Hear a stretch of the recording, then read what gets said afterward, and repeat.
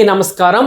AP DSC 2026 దృష్ట్యా ప్రధానంగా Telugu content and method అనే సబ్జెక్ట్లో భాగంగా మీరు సెంట్ పర్సంటేజ్ మార్కులు సాధించే సందర్భంలో భాగంగా అటు తెలుగు కాంటెంట్ 8 మార్క్స్, మెథడాలజీ అనేది 4 మార్క్స్, అంటే 12 మార్క్స్ మీరు ఖచ్చితంగా 100% కూడా మీరు సాధించే విధంగా ఒక అద్భుతమైన మెంటార్షిప్ అనే దాన్ని మనము ముందుకు తీసుకెళ్ళడం జరుగుతుంది ఆగస్టు 25 నుండి. ప్రధానంగా ఇది ఎలాగుంటుంది అనే అంశానికి సంబంధించి చూసినట్లయితే వాస్తవానికి దీని కోర్సు సంబంధించి 399 కాస్ట్ ఉంటుంది మేడం. అయితే దీనికి సంబంధించి మీకు 299కి ఇవ్వడం జరుగుతుంది. ఎలా సార్ అని అడిగితే ఇక్కడ కూపన్ కోడ్ ఉంటుంది, ఎస్జిటి అని క్లిక్ చేస్తే మీ కూపన్ కోడ్ దృష్ట్యా మీకు 100 రూపాయలు డిస్కౌంట్ అనేది ఉంటుంది. ఈ కోర్స్ అనేది మీకు డిఎస్సి వరకు కూడా వ్యాలిడ్ అనేది ఉండడం జరుగుతుంది. అయితే మనం చేసే ప్రతి వీడియోకి కూడా మీకు పీడిఎఫ్ అనేది ఇవ్వడం జరుగుతుంది టీచర్స్. ఆ పీడిఎఫ్ మీరు ఫాలో అయితే సరిపోతుంది. ఇది మనం ఈ మెంటర్షిప్లో భాగంగా ఒక అద్భుతమైనటువంటి ఫీచర్గా మనం చెప్పొచ్చు టీచర్స్. సో ఈ లోగో కనిపిస్తుంది కదా, ఈ లోగో ఉన్నటువంటి అయాన్ అకాడమీ అనే దాన్ని సంబంధించిన యాప్ను ప్లే స్టోర్లో డౌన్లోడ్ చేసుకోండి. మీ యొక్క డౌట్స్ కోసం ఈ నెంబర్కు మీరు అందరూ కూడా ఖచ్చితంగా వాట్సాప్ చేయాల్సిందిగా కోరుతున్నాం టీచర్స్.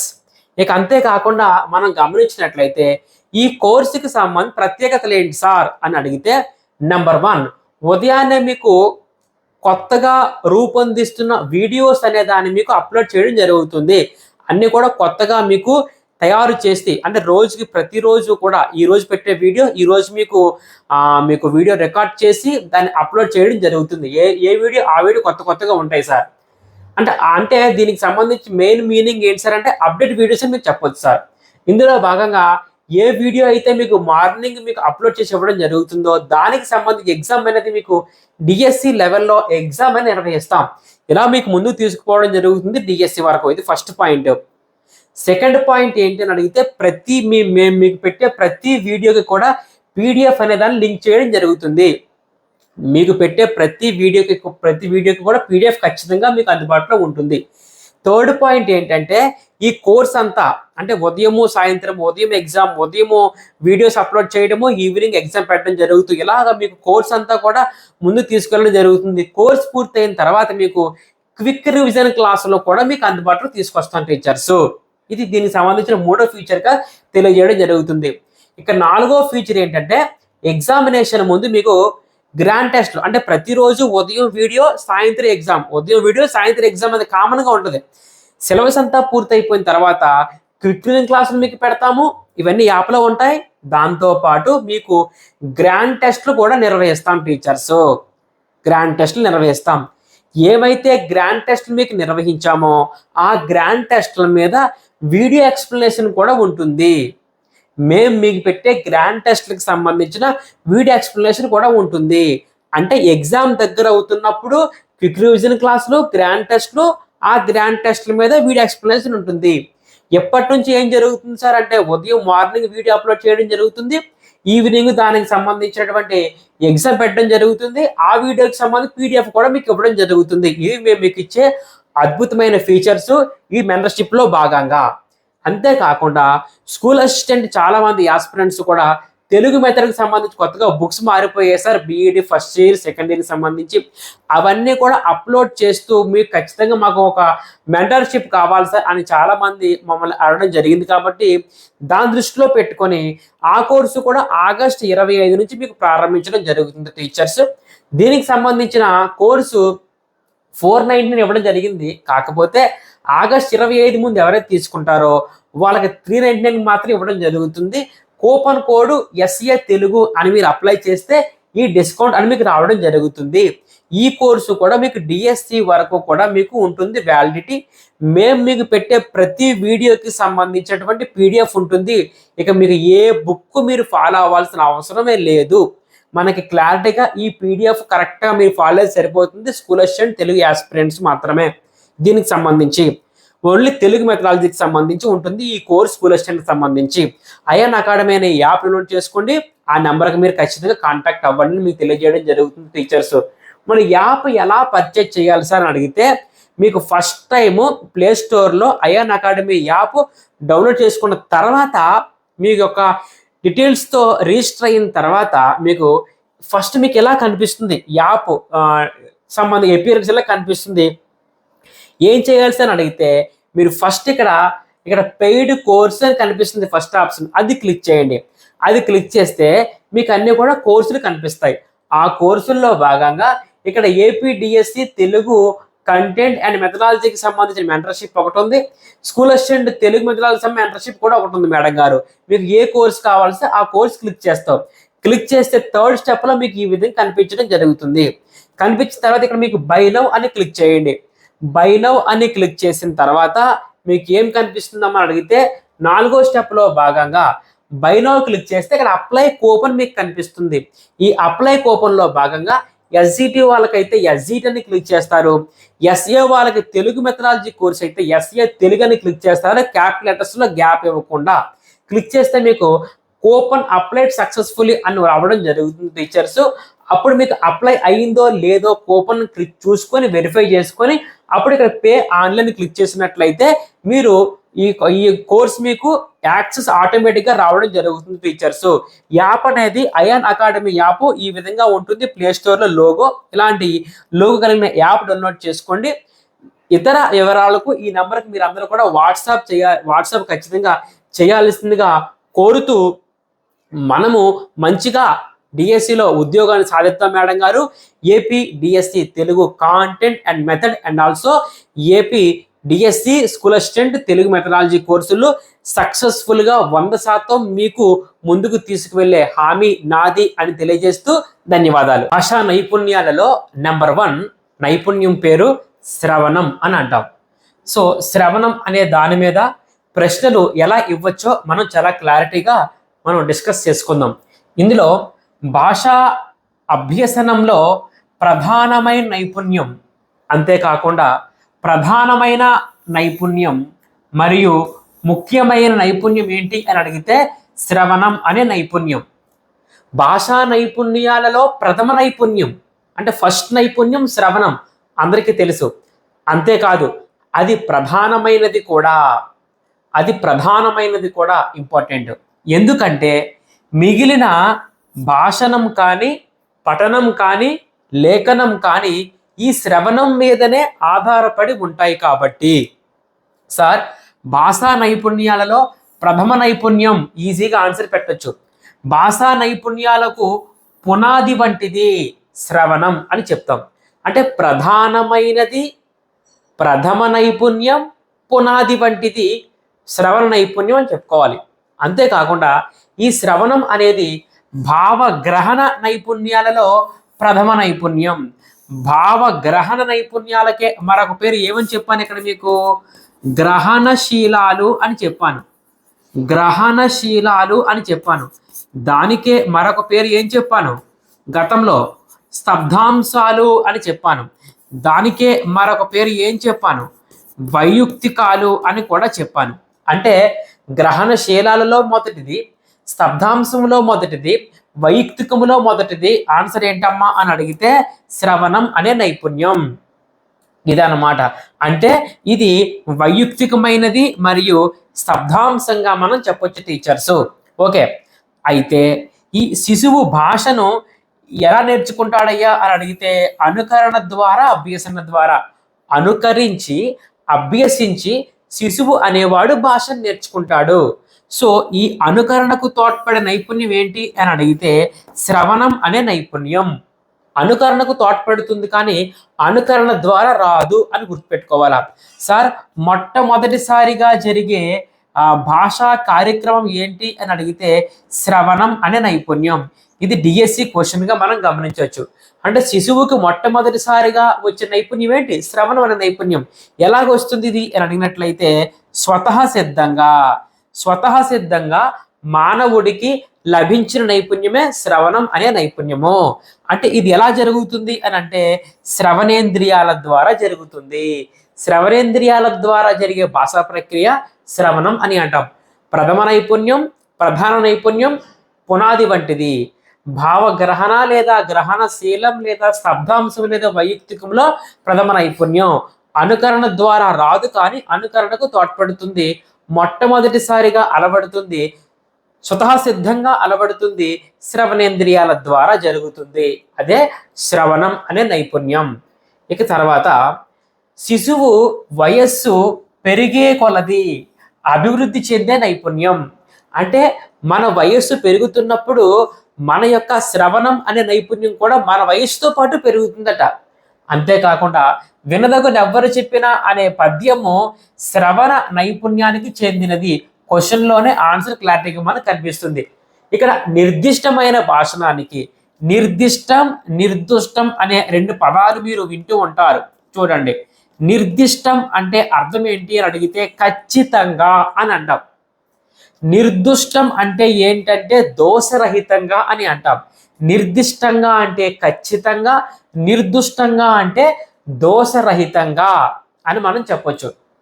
సో అంటే నిర్దిష్టమైన భాషణానికి నిర్దిష్టమైన శ్రవణం అనేది అవసరం.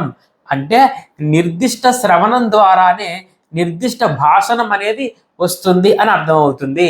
అంటే ఉత్తమ శ్రవణ శక్తి మరి కలిగిన వాడే ఉత్తమ భాషావేత్త కాగలడు. అంటే ఉత్తమ భాషావేత్త అవ్వాలి అంటే ముందు ఆ వ్యక్తి అనేవాడు ఉత్తమ శ్రవణవేత్త అవ్వాలి అని అక్కడ చెప్తున్నాడు. నిశితమైనటువంటి శ్రవణం అనేది నిర్దుష్టమైనటువంటి భాషణానికి, నిర్దుష్టమైనటువంటి భాషణం అనేది స్పష్టమైన పఠనానికి, స్పష్టమైన పఠనం అనేది నిర్దుష్టమైన లేఖనానికి దోహదపడతాయి అని గుర్తుపెట్టుకోవాలా. అందుకనే భాషా నైపుణ్యాలు అనేవి పరస్పర ఆశ్రితాలు అని అంటాం.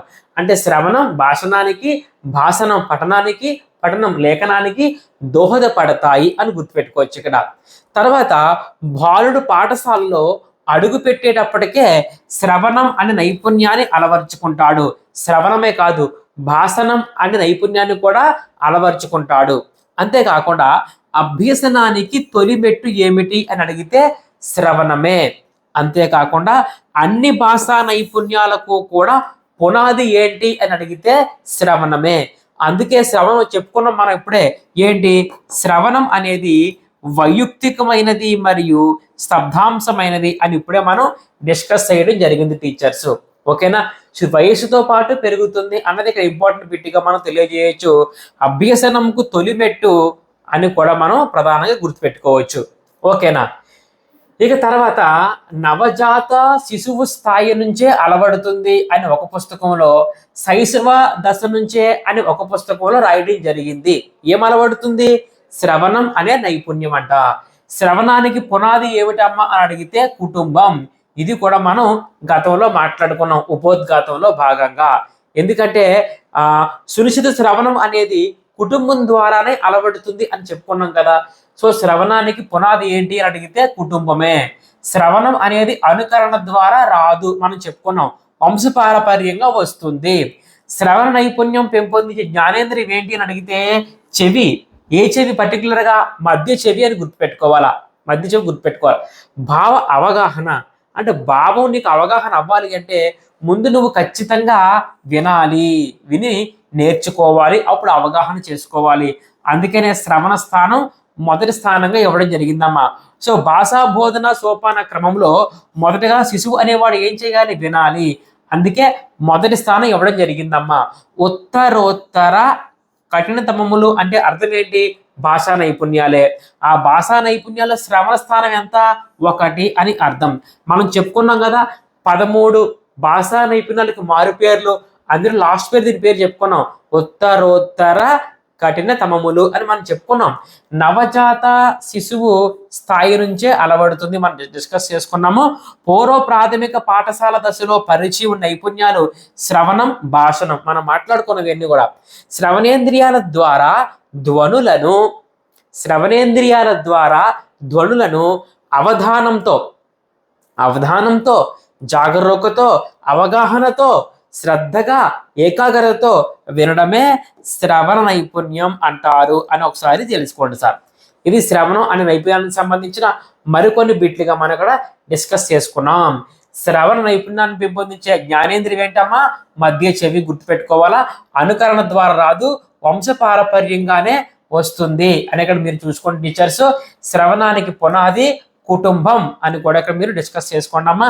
భావ అవగాహనలో కానీ భాషా బోధన సోపాన క్రమంలో కానీ ఉత్తరోత్తర కఠినత మాల ప్రకారంగా కానీ శ్రవణ స్థానం ఎలాగుంది అంటే మొదటి స్థానంగా ఉంది అని ఇక్కడ మీరు తెలుసుకోండి టీచర్లు.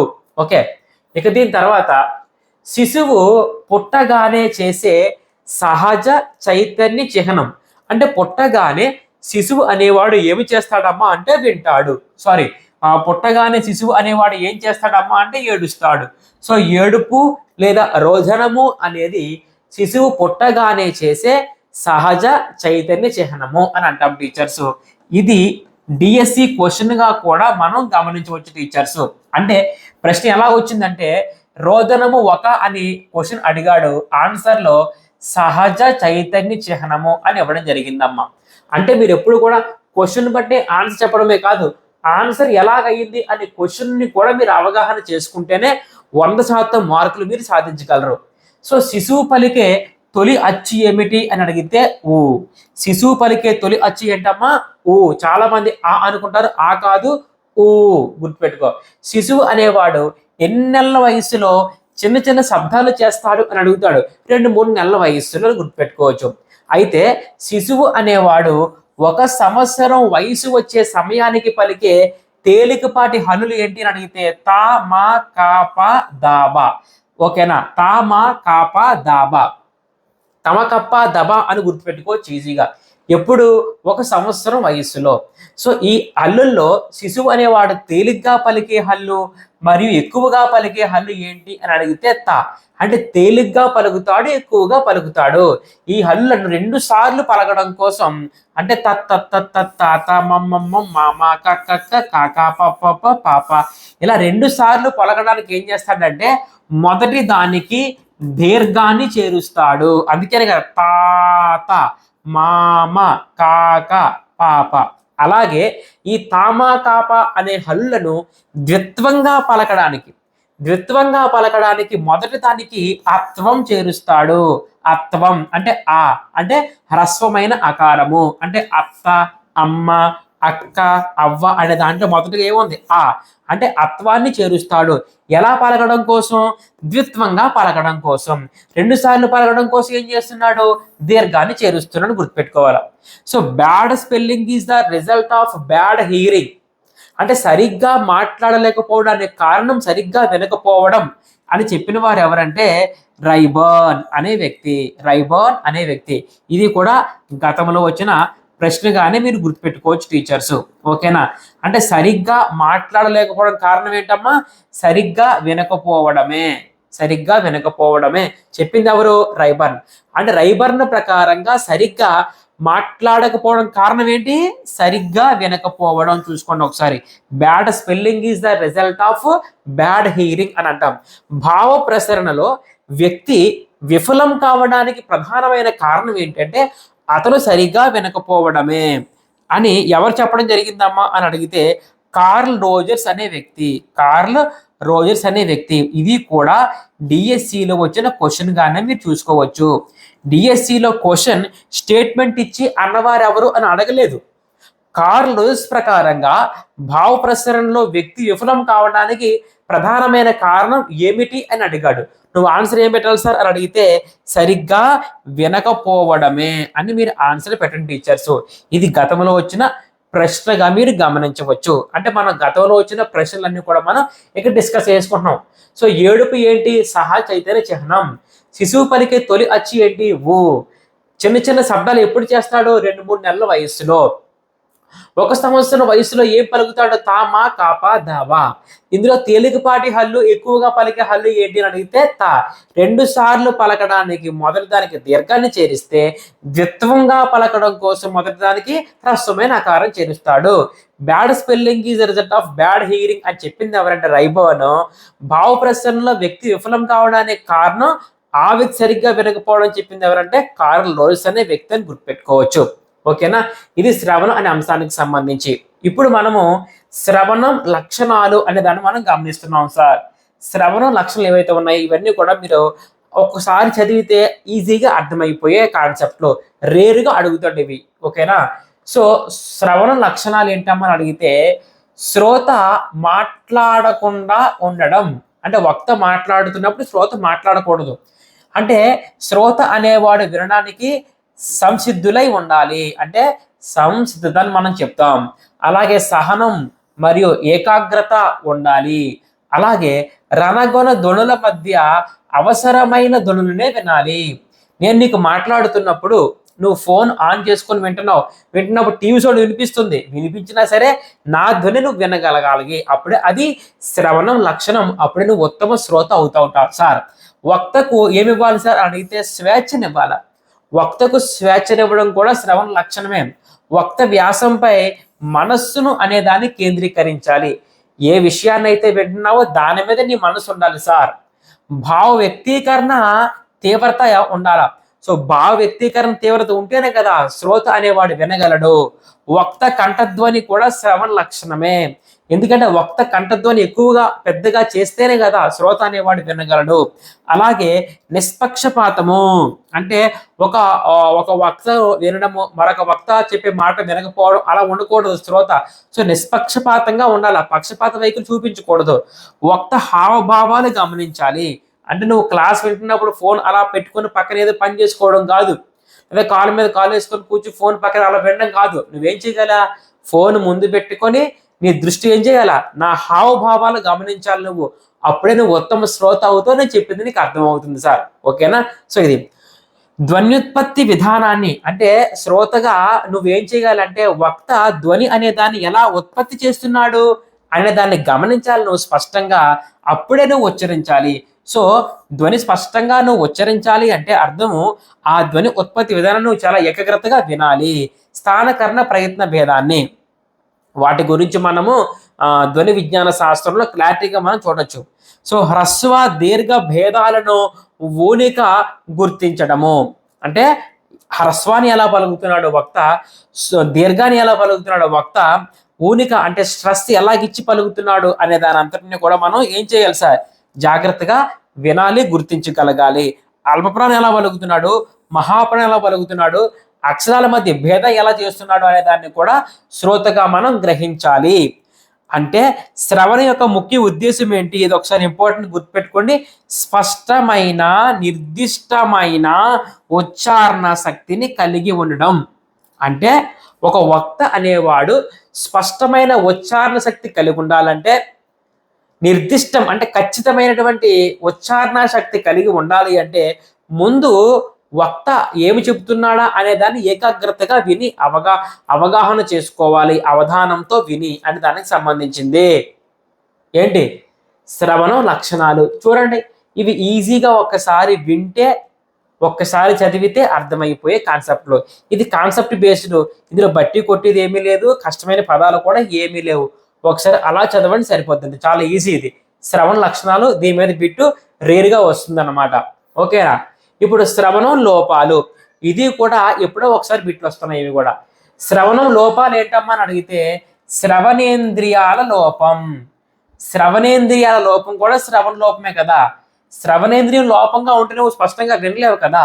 తక్కువ స్థాయి కంఠస్వరం, అంటే వక్త యొక్క కంఠస్వరం అనేది తక్కువ స్థాయిలో ఉందనుకోండి, వక్త కంఠస్వరం అనేది తక్కువ స్థాయిలో ఉందనుకోండి, శ్రోతగా నువ్వు వినలేవు ఆ పదాన్ని.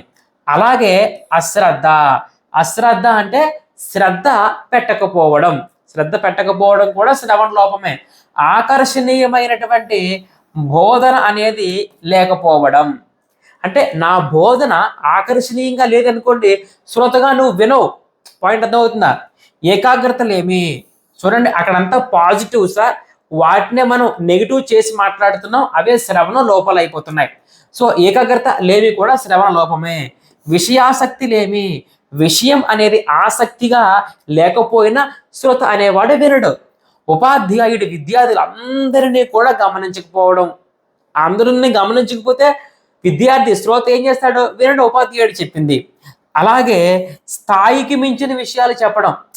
ఇప్పుడు పెద్ద మేధాశక్తి కలిగిన వ్యక్తివి కదా, మరి స్కూల్ అసిస్టెంట్లో నువ్వు బాల వ్యాకరణం చదివేశావు, అలాగే చాలా రకాల సాహిత్యం చదివేసుకున్నావు, అదంతా చెప్పేస్తావు క్లాసులో ఉన్న విద్యార్థి కంటే అర్థం అవుతుందా? అర్థం కాదు వాడికి. అంటే అర్థం విద్యార్థి స్థాయికి మించిన విషయాలు మనం చెప్పకూడదు టీచర్స్. గురువు మీద గౌరవం అనేది లేకపోవడం. గౌరవం లేకపోయినా సరే ఆ గురువు చెప్పిన దాన్ని విద్యార్థి అనేవాడు వినడు. ఉపాధ్యాయుని కంఠస్వరం అనేది తక్కువగా ఉండడం. సో కంఠస్వరం అంటే ఇప్పుడు శ్రవణ లక్షణాలు లేదా ఉత్తమ శ్రోత లక్షణాలు ఏంటి సార్ అని అడిగితే ఇవన్నీ పాజిటివ్గా మాట్లాడిస్తే అవే ఉత్తమ శ్రోత లక్షణం అయిపోతాయి సార్. నెగిటివ్గా మాట్లాడితే శ్రవణ లోపం అయిపోతాయి సార్. చాలా ఈజీగా ఉంటుంది. రేరుగా వస్తున్నాయి దీని నుంచి బిట్లు సార్, రేరుగా వస్తున్నాయి. ఇక తర్వాత విద్యార్థుల్లో శ్రవణం అనే నైపుణ్యం మనం పెంపొందించాలా. శ్రవణం అనే నైపుణ్యం మనం పెంపొందించాలి అంటే వినిపించాలా కొన్ని అంశాలను. ఏం వినిపించాలా అంటే ఒక్కొక్క దశలో ఒక్కొక్కలాగా. అదే ప్రాథమిక దశలో ఏమిటి సార్ అడిగితే శిశు గేయాలు కానీ అంటే బాల గేయాలు కానీ అభినయ గేయాలు కానీ కథలు కానీ పొడుపు కథలు కానీ పిల్లవాడికి ఏం చేయాలా, వినిపించాలా. శిశు గేయాలు, అభినయ గేయాలు, కథలు, పొడుపు కథలు వినిపించాలా. అలాగే పరమానందయ్య శిష్యుల కథ, ఇదేంటి ఒక హాస్య కథ. అలాగే పంచతంత్రం, రామాయణ, మహాభారతం ఏంటి నీతికి సంబంధించిన కథలు. ఆలీబాబా 40 దొంగలు, అల్లావుద్దీన్ అద్భుత దీపం అద్భుత కథ, బలి చక్రవర్తి వామనుడు పురాణ కథ, సమరయుడు అంటే గుడ్ సమారిటన్ అని అంటాం సార్. ఎక్కడ ఉంటుంది ఇది? ఇది ఒక బైబిల్ కథ. ఇలాంటి కథలు పిల్లవాడికి వినిపించాలి. అంతేకాకుండా టేప్ రికార్డర్లో, రేడియోలో, టీవీలో ఉన్న కార్యక్రమాలు కూడా పిల్లవాడికి వినిపించాలి. అంత్యాక్షరి ఆడించాలి, పదక్రీడ ఆడించాలి, టెలిఫోన్ ఆట ఆడించాలి, మల్లె మొగ్గ వచ్చి గిల్లిపో ఆట అనేదాన్ని ఆడించాలి. మల్లె మొగ్గ వచ్చి గిల్లిపో ఆట అనేది మరి టెట్లో వచ్చిన క్వశ్చన్గా మనం గమనించవచ్చు టీచర్స్. టెట్లో ఈ క్వశ్చన్ రావడం జరిగిందమ్మా. ఎలాగొచ్చింది సార్ అని అడిగితే మల్లె మొగ్గ వచ్చి గిల్లిపో ఆట ద్వారా విద్యార్థుల్లో పెంపొందే నైపుణ్యం ఏమిటి అని అడిగాడు. ఆన్సర్ ఏమవుతుంది? శ్రవణం అనే నైపుణ్యం. పదక్రీడ ఆడించేటప్పుడు జట్టుకు 10 మందికి మించకూడదు. మళ్ళీ మనకు వస్తాయి టీచర్స్ భాషా క్రీడలు, సహపాఠి కార్యక్రమాల్లో భాగంగా భాషా క్రీడలు వస్తాయి. అప్పుడు ఇవన్నీ చాలా డెప్త్గా మనం డిస్కస్ చేసుకోవచ్చు టీచర్స్. టెలిఫోన్ ఆట, అగ్గిపెట్టెల సహాయంతో మధ్యలో దారం కట్టి మనం ఆడుకున్నాం కదా టెలిఫోన్ ఆట. సో ఇదన్నమాట. సో అంతే పదక్రీడ వరుసగా ఒక 10 మందిని గరిష్టంగా ఒక లైన్లో ఉంచుకొని ప్రారంభంలో ఉన్న విద్యార్థికి ఏదో ఒకటి చెప్తాం తన చెవిలో. ఆ విద్యార్థి వాడి వెనకాల వాడి చెవిలో చెప్తాడు, వాడి వెనకాల వాడి చెవిలో చెప్తాడు. అలా చివరిలో ఉన్న విద్యార్థిని అడుగుతాం అనమాట. అంటే మొదటగా విద్యార్థికి ఏం చెప్పామో అదే చివరిలో ఉన్న విద్యార్థి కూడా చెప్పాడు అనుకోండి. సో శ్రవణం అనేది ప్రతి విద్యార్థి బాగా చేశాడని మనం చెప్పొచ్చు టీచర్స్. ఇలా శ్రవణం అనే నైపుణ్యాన్ని విద్యార్థులు పెంపొందించవచ్చు. అంటే గేయాలు కానీ, కథలు కానీ, పొడుపు కథలు కానీ, రేడియో టీవీలో అంశాలు కానీ, చిన్న చిన్న కథలు కానీ, ఆటలు కానీ ప్రాథమిక దశ విద్యార్థులకు వినిపించాలి అని ఈజీగా మనకు అర్థమవుతుంది టీచర్స్. ఓకేనా? అలాగే మనం గమనించినట్లయితే ఇక్కడ అభినయ గేయాలు వినిపించేటప్పుడు కానీ, రేడియో పాఠాలు కూడా వినిపించేటప్పుడు కానీ, అభినయ గేయాలు వినిపించేటప్పుడు, రేడియో పాఠాలు కూడా వినిపించేటప్పుడు విద్యార్థులను యు అనే ఆకారంలో కూర్చోమనాలి. ఏ ఆకారం అయ్యా? యు అనే ఆకారంలో కూర్చోమని గుర్తుపెట్టుకోవచ్చు. ఓకేనా? ఇది అన్నమాట. ఇక తర్వాత మాధ్యమిక దశలో పిల్లవాడికి ఏం వినిపించాలి అని అడిగితే కథా గేయాలు, దేశభక్తి గేయాలు, చర్చలు, రూపకాలు అనేవి వినిపించాలి. ఇది సాహిత్య ప్రక్రియలో వస్తుంది కదా. అలాగే వాచకంలోని నీతి పద్యాలు, శతక పద్యాలు వినిపించాలి. అంటే వాచకంలోని పద్యాలను. రేడియో టీవీ అనేది అన్నింటిలో వచ్చి కామన్ పాయింట్. ఇది గతంలో వచ్చిన డిఎస్సి క్వశ్చన్గా మనం గమనించవచ్చు. ఇది డిఎస్సి క్వశ్చన్ ఏంటి? అద్భుత, కరుణ, భక్తి, హాస్య, రస పద్యాలు ఏ స్థాయి విద్యార్థులకు వినిపించాలి అని గతంలో వచ్చింది సార్. నువ్వు ఆన్సర్ ఏం పెట్టాలి సార్ అని అడిగితే మాధ్యమిక దశ. మాధ్యమిక దశ విద్యార్థులకు వినిపించాలట అద్భుత, కరుణ, భక్తి, హాస్య. పేర్లు గుర్తుపెట్టుకోండి అమ్మా. అద్భుత, కరుణ, అక్క భక్తి, హాస్య. అక్క భక్తి హాస్యంగా ఉందని గుర్తుపెట్టుకో. అద్భుత, కరుణ, భక్తి, హాస్య మాధ్యమిక దశ. ఇక దీని తర్వాత ఏ దశ అని అడిగితే ఉన్నత స్థాయి అంటే ఉన్నత దశగా మనం చెప్పొచ్చు టీచర్స్. ఇందులో సేమ్ కామన్ పాయింట్ కదా ఇది. రేడియో టీవీలో ఉన్న ఆ ఉత్తమ ప్రసంగాలను, సంభాషణలు, చర్చలు, దేశభక్తి గేయాలు ఇక్కడ వచ్చింది అంటే ముందు స్టార్ట్ చేయాల్సింది మాధ్యమిక దశలో. ఉపన్యాసాలు, వార్తలు వినిపించాలి. అష్టావధాన క్యాసెట్లు, పురాణ ఇతిహాసాల్లో రసవత్ ఘట్టాలు, రికార్డింగ్లు మరియు నవరస పద్యాలు వినిపించాలి. అంటే సార్, రసాల పేర్లు మెన్షన్ చేస్తే మాధ్యమిక దశ, నవరసాలు అని మెన్షన్ చేస్తే అది ఉన్నత దశ. పాఠ్యపుస్తకంలో పద్యాలు అయితే మాధ్యమిక దశ, ఉన్నత శ్రేణి పద్యాలు అడిగితే ఉన్నత దశ. అలాగే అవధానాలు, పురాణ ఇతిహాసాలు మనం చెప్పొచ్చు టీచర్స్, వినిపించవచ్చు ఉన్నత స్థాయి విద్యార్థులకు అని ఈజీగా నీకు అర్థమైంది సార్. అంటే ఏ దశలో ఏ వినిపించాలో మనకు గుర్తుంటే మ్యాచింగ్లు ఇచ్చే అవకాశం ఉంటుంది సార్. అంటే అర్థం శ్రవణ నైపుణ్యాన్ని విద్యార్థులకు పెంపొంది సందర్భంలో జతపరచండి అంటూ ఇచ్చి జాబితా 1లో ప్రాథమిక దశ, మాధ్యమిక దశ, ఉన్నత దశ ఇవ్వచ్చు. జాబితా 2లో భాగంగా ఏదో ఒక అంశాన్ని ఇవ్వచ్చు. లేదా ఉన్నత స్థాయికి చెందిన దాన్ని గుర్తించండి, మాధ్యమిక దశకు చెందిన దాన్ని గుర్తించండి. ఇవే కదా ట్రెండింగ్ బిట్లు. అలా కూడా వచ్చే అవకాశాలు ఉన్నాయి సార్. ఇక తర్వాత మనం చూద్దాం సార్. తర్వాత శ్రవణం రకాలు. శ్రవణం రకాల్లో ఈ 5 కూడా చాలా చాలా ఇంపార్టెంట్ సార్. ఎక్కువగా అడుగుతున్నాడు. శ్రవణం లోపాలు, శ్రవణ ఉద్దేశాలు, లక్షణాలు అనేవి జనరల్ టాపిక్ ఎప్పుడో ఒకసారి వస్తుంది. కానీ శ్రవణ రకాలు మాత్రం చాలా ఇంపార్టెంట్గా మనం తెలియజేయవచ్చు సార్. అంటే ఏ దశలో ఏం వినిపించాలి అన్నది కూడా మనం తెలుసుకోవాలా, శ్రవణ రకాలు కూడా తెలుసుకోవాలా. ఈ 2 కొంచెం ఇంపార్టెంట్ టాపిక్లు సార్. చూడండి, శ్రవణ రకాలు మనం డిస్కషన్ చేస్తున్నాం. శ్రవణ రకాలలో మనం ఫస్ట్ ఈ 5 పేర్లు కూడా మనకి క్లారిటీ గుర్తుండాలా. ఫస్ట్ పేరు ఏం పేరు వచ్చింది? సూక్ష్మ భేద గ్రాహక శ్రవణం. రెండవది విస్తార శ్రవణం. మూడవది విమర్శనాత్మక శ్రవణం. నాలుగవది ప్రశంసా శ్రవణం. ఐదవది చికిత్సాత్మక శ్రవణం. దీనికి ఏమని పేరు? సాధారణ శ్రవణం అని పేరు. ఇది కూడా ఎక్కువ సార్లు మ్యాచింగ్ లో అడుగుతున్నాడు సార్. ఎస్జిటి వాళ్ళకైతే ఎక్కువగా ఇది అడుగుతున్నాడు సార్, సూక్ష్మభేద గ్రాహక శ్రవణం. స్కూల్ అసిస్టెంట్ వాళ్ళకైతే 5 పేర్లు ఇక్కడ మెన్షన్ చేసి దీని మ్యాటర్ పక్కన మెన్షన్ చేసి మ్యాచింగ్ చేయండి అని అడుగుతున్నాడు సార్. గతంలో కూడా అడిగాడు సార్. ఇప్పుడు సూక్ష్మభేద గ్రాహక అనే దాంట్లో క్లూ పాయింట్ ఏంటి సార్ అడిగితే గ్రాహకాన్ని గుర్తుపెట్టుకున్నామా. అంటే ఇద్దరు చెప్పిన దాన్ని వినేటప్పుడు ఏ అంశాలను గ్రహించాలో ఏ అంశాలను గ్రహించకూడదో గుర్తించే శక్తి కలిగి ఉండడమే సూక్ష్మభేద గ్రాహక శ్రవణం. అంటే ఇక్కడ ఇద్దరు చెప్పిన దాన్ని మనం వింటాం. ఇద్దరు సంభాషణలు విని ఆ వ్యక్తుల అభిప్రాయాన్ని మనము గ్రహించగలగాలి. ఇద్దరు మాట్లాడుతున్నప్పుడు ఆ ఇద్దరు మాట్లాడిన దాన్ని ఆ అంశాన్ని మనం గ్రహించగలిగితే అదే సూక్ష్మభేద గ్రాహక శ్రవణం అని అంటాం. రెండవది ఏంటి? విస్తార శ్రవణం అని అంటాం. విస్తార శ్రవణం అంటే నువ్వు ఏ అంశాన్ని అయితే వింటున్నావో ఆ అంశం మీదే ధ్యాస అనే దాన్ని పెట్టి ఆ విషయంలో ముఖ్యమైన సారాంశాన్ని విస్తారంగా గ్రహించేటట్లు వినడము అని అంటాం టీచర్స్. గమనించావా? చూడండి, విషయంలో ముఖ్యమైన సారాంశాన్ని, క్లూ పాయింట్ ఏంటి ఇక్కడ? ముఖ్యమైన సారాంశాన్ని. ముఖ్యమైన సారాంశాన్ని ఎలాగా? విస్తారంగా గ్రహించేటట్లు, లేదా ముఖ్యమైన ఉపన్యాసాన్ని, లేదా ముఖ్యమైన ఉద్దేశాన్ని. టీచర్ జాగ్రత్తగా నువ్వు గమనించినట్లయితే క్లూ పాయింట్ మనం గమనించవచ్చు. ఏంటమ్మా క్లూ పాయింట్ అని అడిగినట్లయితే, విస్తార శ్రవణంలో ఉండే క్లూ పాయింట్ ఏంటమ్మా అని అడిగినట్లయితే విస్తార శ్రవణంలో ముఖ్యమైన ఒక క్లూ పాయింట్. అలాగే ముఖ్యమైన, ఇక్కడ ముఖ్యమైన అది సారాంశం కావచ్చు, ఉపన్యాసం కావచ్చు, ఉద్దేశం కావచ్చు, ఏదైనా కావచ్చు. అంటే ఏ అంశాన్ని అయితే వింటున్నావో దాని మీద ధ్యాస పెట్టి ఆ ముఖ్యమైన అంశాన్ని నువ్వు గ్రహించగలగాలి. అదే విస్తారమైన శ్రవణ. క్లూ పాయింట్ ఏంటి? ముఖ్యమైన బండ గుర్తది. తర్వాత ఏంటి మరి? సూక్ష్మభేద గ్రాహక శ్రవణంలో బండ గుర్తు ఏంటి? గ్రహించాలి, గ్రహించకూడదు.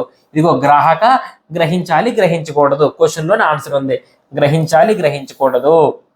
తర్వాత విమర్శనాత్మక శ్రవణం. విమర్శనాత్మక అంటే అర్థం విన్న విషయంలో ఏ అంశాలు బాగున్నాయి, ఏ అంశాలు బాగాలేవు అనే వివరాలను విమర్శించగలిగేటట్లు వినడము. ఇక్కడ క్లూ పాయింట్ ఏంటి సార్ అంటే, సరే పలానా అంశాలు బాగున్నాయి, పలానా అంశాలు బాగోట్లేదంటే నువ్వేం చేస్తున్నావు? విమర్శిస్తున్నావు అనే కదా అర్థము. సో అదే విమర్శనాత్మక శ్రవణం అని చెప్తాం. అంటే ఎలా విమర్శించగలగాలి అంటే ఏ అంశాలు బాగున్నాయో ఏ అంశాలు బాగోలేదో మనం చెప్పగలగాలంటే ప్రతి చిన్న అంశం మీద కూడా దృష్టి పెట్టాలి. ప్రతి చిన్న అంశం మీద కూడా మనం దృష్టి పెట్టాలి. అలా దృష్టి పెడితేనే మనము ఏ అంశాలు బాగున్నాయో ఏ అంశాలు బాగోలేదు మనం చెప్పగలము. అప్పుడే దానికి విమర్శనాత్మక శ్రవణం అని పేరు. 4వ పేరు ఏం పేరు? ప్రశంసా శ్రవణం. ప్రశంసా శ్రవణం అంటే ఏంటమ్మని అడిగితే పద్యాన్ని పాటను విన్నప్పుడు అందులో లయ, రాగం, తాళం, భావం, ముఖ్యంగా సాహిత్యాన్ని విని ప్రశంసించడం. క్వశ్చనే ఆన్సర్గా మనం చెప్పొచ్చు టీచర్స్. ప్రశంసించగలగడమే ప్రశంసా శ్రవణం. క్వశ్చన్లోనే ఆన్సర్ ఉందయ్యా. తర్వాత ఏంటి? చికిత్సాత్మక శ్రవణం. దీనికే సాధారణ శ్రవణం అని కూడా పేరు. అంటే మానసిక ఆరోగ్యం కోసం కానీ ఆనందం కోసం కానీ పాటలు వినడం అనేది చికిత్సాత్మక శ్రవణం లేదా సాధారణ శ్రవణం కింద వస్తుంది అని మీరు తెలుసుకోండి టీచర్స్. ఇందులో సూక్ష్మభేద గ్రాహక శ్రవణం అనేది చాలా ఇంపార్టెంట్. డిఎస్సిలో చాలా సార్లు ప్రశ్న రావడం జరిగిందమ్మా. ఎస్ఏ వాళ్ళకైతే ఈ 5 మీద కూడా మ్యాచింగ్ లో ప్రశ్న ఇవ్వడం జరిగింది టీచర్స్. సో గ్రహించాలి, గ్రహించకూడదు సూక్ష్మభేద గ్రాహక శ్రవణం, ముఖ్యమైన అంటే విస్తార శ్రవణం, బాగున్నాయి బాగోలేదంటే విమర్శాత్మక శ్రవణము, మెచ్చుకోవడమే ప్రశంసా శ్రవణము, మానసిక ఆరోగ్యం కోసం పాటలు వినడమే చికిత్సాత్మక శ్రవణం. దానికి సాధారణ శ్రవణం కూడా పేరు. శ్రవణ రకాల్లో ప్రధానమైనవి ఈ 5 పేర్లు కూడా. ఓకే, అయితే శ్రవణ రకాలలో మరొక ఇతర రకాలు కూడా ఉన్నాయి రకరకాల పుస్తకాల్లో. సో ఇవన్నీ కూడా మనము ఒక దగ్గర మీకు అందించడం జరుగుతుంది. చాలా విశ్లేషణాత్మకమైన సమాచారాన్ని మీకు అందిస్తున్నాను సార్. ఇంత డెప్త్ మీకు ఎక్కడ కూడా లభించింది సార్. ఇందులో ఆనందం కోసం శ్రవణం. 6వ పాయింట్ ఏంటమ్మా? ఆనందం కోసం శ్రవణం. ఆనందం కోసం శ్రవణంలో రేడియోలో కానీ లేదా పెద్దలు చెప్పిన కథలు కానీ నాటకాలు కానీ వింటాము. ఎందుకు? అది మన ఆనందం కోసం. అంటే రేడియోలో ఉన్నదాన్ని కానీ పెద్దలు చెప్పిన దాన్ని కానీ అవి కథలు కానీ లేకపోతే నాటకాలు కానీ పాటలు కానీ ఏవైనా సరే వినడం అనేది ఆనందం కోసం శ్రవణం అని అంటాం టీచర్స్. ఇక తర్వాత దాన్ని కంపేర్ చేయకూడదు టీచర్స్. ఇవన్నీ వినోదానికి చెందినవి. ఇది క్లూ పాయింట్ అనమాట. ఇందులో జ్ఞానాంశాలు ఏవి కూడా ఉండవు. ఇది కొంచెం ఇంపార్టెంట్ బిట్టు. ఏ శ్రవణంలో జ్ఞానాంశాలు ఉండవు అని అడిగితే ఆనందం కోసం శ్రవణం. అలాగే ఆజ్ఞలు సూచనల కోసం శ్రవణం. ఆజ్ఞలు సూచనల కోసం శ్రవణం అంటే చెప్పే విషయం సరిగా అవగాహన కావడం కోసం. నేను చెప్పింది నీకు అవగాహన కావాలని నేనేం చేయాలా? కొన్నిసార్లు చెప్పిన దాన్ని 1కి 2 సార్లు చెప్పాలా. అలా చెప్తేనే కదా నీకు అర్థమవుతుంది. ఇలా చెప్పుకుంటూ పోతే నీకు అర్థమవుతుంది. అందుకే కదా మళ్ళీ రిపీట్ చేస్తున్నాను. అర్థమవుతుందా? ఎందుకు? నీకు అవగాహన కావడం కోసం సార్. అది ఆజ్ఞలు సూచనల కోసం శ్రవణం. ఎలా జరుగుతుంది, ఎక్కడ జరుగుతుంది అని అడిగితే డాక్టర్ అనే వ్యక్తి తన వద్దకు వచ్చినటువంటి రోగి కానీ ఒక ఉపాధ్యాయుడు అంటే పీఈటీ లేదా పీటీ మాస్టర్ అంటే క్రీడా ఉపాధ్యాయుడు ఆటగాళ్లకు నెమ్మదిగా సూచనలు ఇస్తారు. 1కి 2 సార్లు 10 చెప్తారు. ఇవన్నీ కూడా ఆజ్ఞలు సూచనల కోసం శ్రవణం అవుతుంది. అది ఆనందం కోసం శ్రవణం, ఇది ఆజ్ఞలు సూచనల కోసం శ్రవణం. తర్వాత సమాచారం కోసం శ్రవణం. దేనికోసమమ్మా? సమాచారం కోసం శ్రవణం. ఇది ఎక్కడ అడిగితే సమాచారం కోసం వింటావు నువ్వు. ఏ సమాచారం? విమానాశ్రయాల్లో కానీ అలాగే రైల్వే స్టేషన్లో కానీ ప్రకటన ద్వారా చెప్పే ప్రకటనలు అనౌన్స్మెంట్స్ కానీ ఇచ్చే సమాచారాన్ని మన అవసరం కోసం జాగ్రత్తగా మిక్కిలి శ్రద్ధగా మనసు పెట్టి వినడము అని అంటాం. అంటే రేడియోలో కానీ టెలివిజన్లో కానీ మరి వార్తల సమాచారం కోసం వింటాము. వార్తలు వింటాం. ఎందుకు వింటావు వార్తలు? ఆ సమాచారం కోసం వింటావు. అంటే విమానాశ్రయాల్లో రైల్వే స్టేషన్లో ప్రకటనలు వినడం అలాగే టీవీలో వచ్చే వార్తలు వినడం అనేది సమాచారం కోసం శ్రవణం అవుతుంది. అర్థమవుతుందా? అలాగే సమస్యల పరిష్కారం కోసం శ్రవణం. సమస్యల పరిష్కారం కోసం శ్రవణం అంటే ఈ విధమైన శ్రవణానికి ఏం కావాలంటే విశ్లేషణ కావాలి. ఎందుకు? నువ్వు సమస్యను పరిష్కరించాలి కాబట్టి ఆ వినే అంశాన్ని నువ్వు విశ్లేషణ ఖచ్చితంగా చేయాలి. అంటే వినేటప్పుడు చెప్పే విషయాలు జాగ్రత్తగా వినాలా, విని అందులో దాగి ఉన్న అంశాలు అర్థం చేసుకోవాలి. అలా చేసుకొని దాన్ని నువ్వేం చేయాలా, విశ్లేషించాలి, విడగొట్టాలి చిన్న చిన్న భాగాలుగా. సో ఎగ్జాంపుల్గా ప్రహేళిక అంటే ఏంటి, క్విజ్. అలాగే పొడుపు కథలు. సో ప్రహేళికలు క్విజ్ కానీ పొడుపు కథలు కానీ ఈ సమస్యల పరిష్కారం కోసం శ్రవణం కింద వస్తుందని గుర్తుపెట్టుకోవచ్చు టీచర్స్. ఓకేనా. సో ఇది అంటే వినోదానికి చెందినది, జ్ఞానాంశాలు ఏవి కూడా ఉండవు ఆనందం కోసం శ్రవణంలో. అంటే రేడియోలో ఉన్నదాన్ని, పెద్దలు చెప్పిన దాన్ని మనం వింటాం జస్ట్ ఆనందం కోసం. ఆజ్ఞలు సూచనల కోసం అంటే పదే పదే మనం చెప్తాము. అంటే డాక్టర్ రోజుకి చెప్పిన, పీటీ మాస్టరు ఆటగాళ్ళకి చెప్పిన సమాచారం కోసం ఏ సమాచారం మనం వింటాం, అనౌన్స్మెంట్స్ మనం వింటాం సార్. అలాగే న్యూస్ మనం వింటాం సార్. సమస్యల పరిష్కారం కోసం విశ్లేషణ అనేది అవసరము. సమస్యల పరిష్కారం అనగానే మీకు క్విజులు మరియు పొడుపు కథలు గుర్తుకు రావాలి. 9 తర్వాత 10, 11, 12 మొత్తం మీద శ్రవణం 12 రకాలుగా మనం చూడొచ్చు సార్. అందులో సమాచారం కోసం ఇప్పుడు మనం చెప్పుకున్నాం గతంలో. సమాచారం కోసం అంటే అనౌన్స్మెంట్ వింటాము, ప్రకటనలు వింటాము, అంతేకాకుండా వార్తలు వింటాము. ఇక్కడేంటి సమాచారాన్ని ఇవ్వడం కోసం శ్రవణం. అంటే ఇది రెండు వైపులా జరిగే ప్రక్రియ. రెండు వైపులా అంటే ఏంటి, ఫోన్ మాట్లాడుతున్నావు, మాట్లాడే వ్యక్తి జాగ్రత్తగా వింటేనే అతని మాటలకు శ్రోత సమాధానం చెప్పగలడు. సో టెలిఫోన్లో మనం ఇతరులతో మాట్లాడతాం కదా, ప్రతివాదం చేస్తూ ఉంటావు కదా, చేసేటప్పుడు ఇతరులు చెప్పిన దాన్ని నువ్వు జాగ్రత్తగా వింటేనే కదా నువ్వు దానికి అనుగుణంగా నువ్వు మాట్లాడగలవు. అదే సమాచారం ఇవ్వడం కోసం. ఇది రెండు వైపులా జరిగే ప్రక్రియగా మనం చెప్పొచ్చు. నువ్వు మాట్లాడుతున్నావు, అటు నుంచి రెస్పాన్స్ రాలేదు, నువ్వేం చేస్తావు, ఫోన్ కట్ చేసేస్తావు.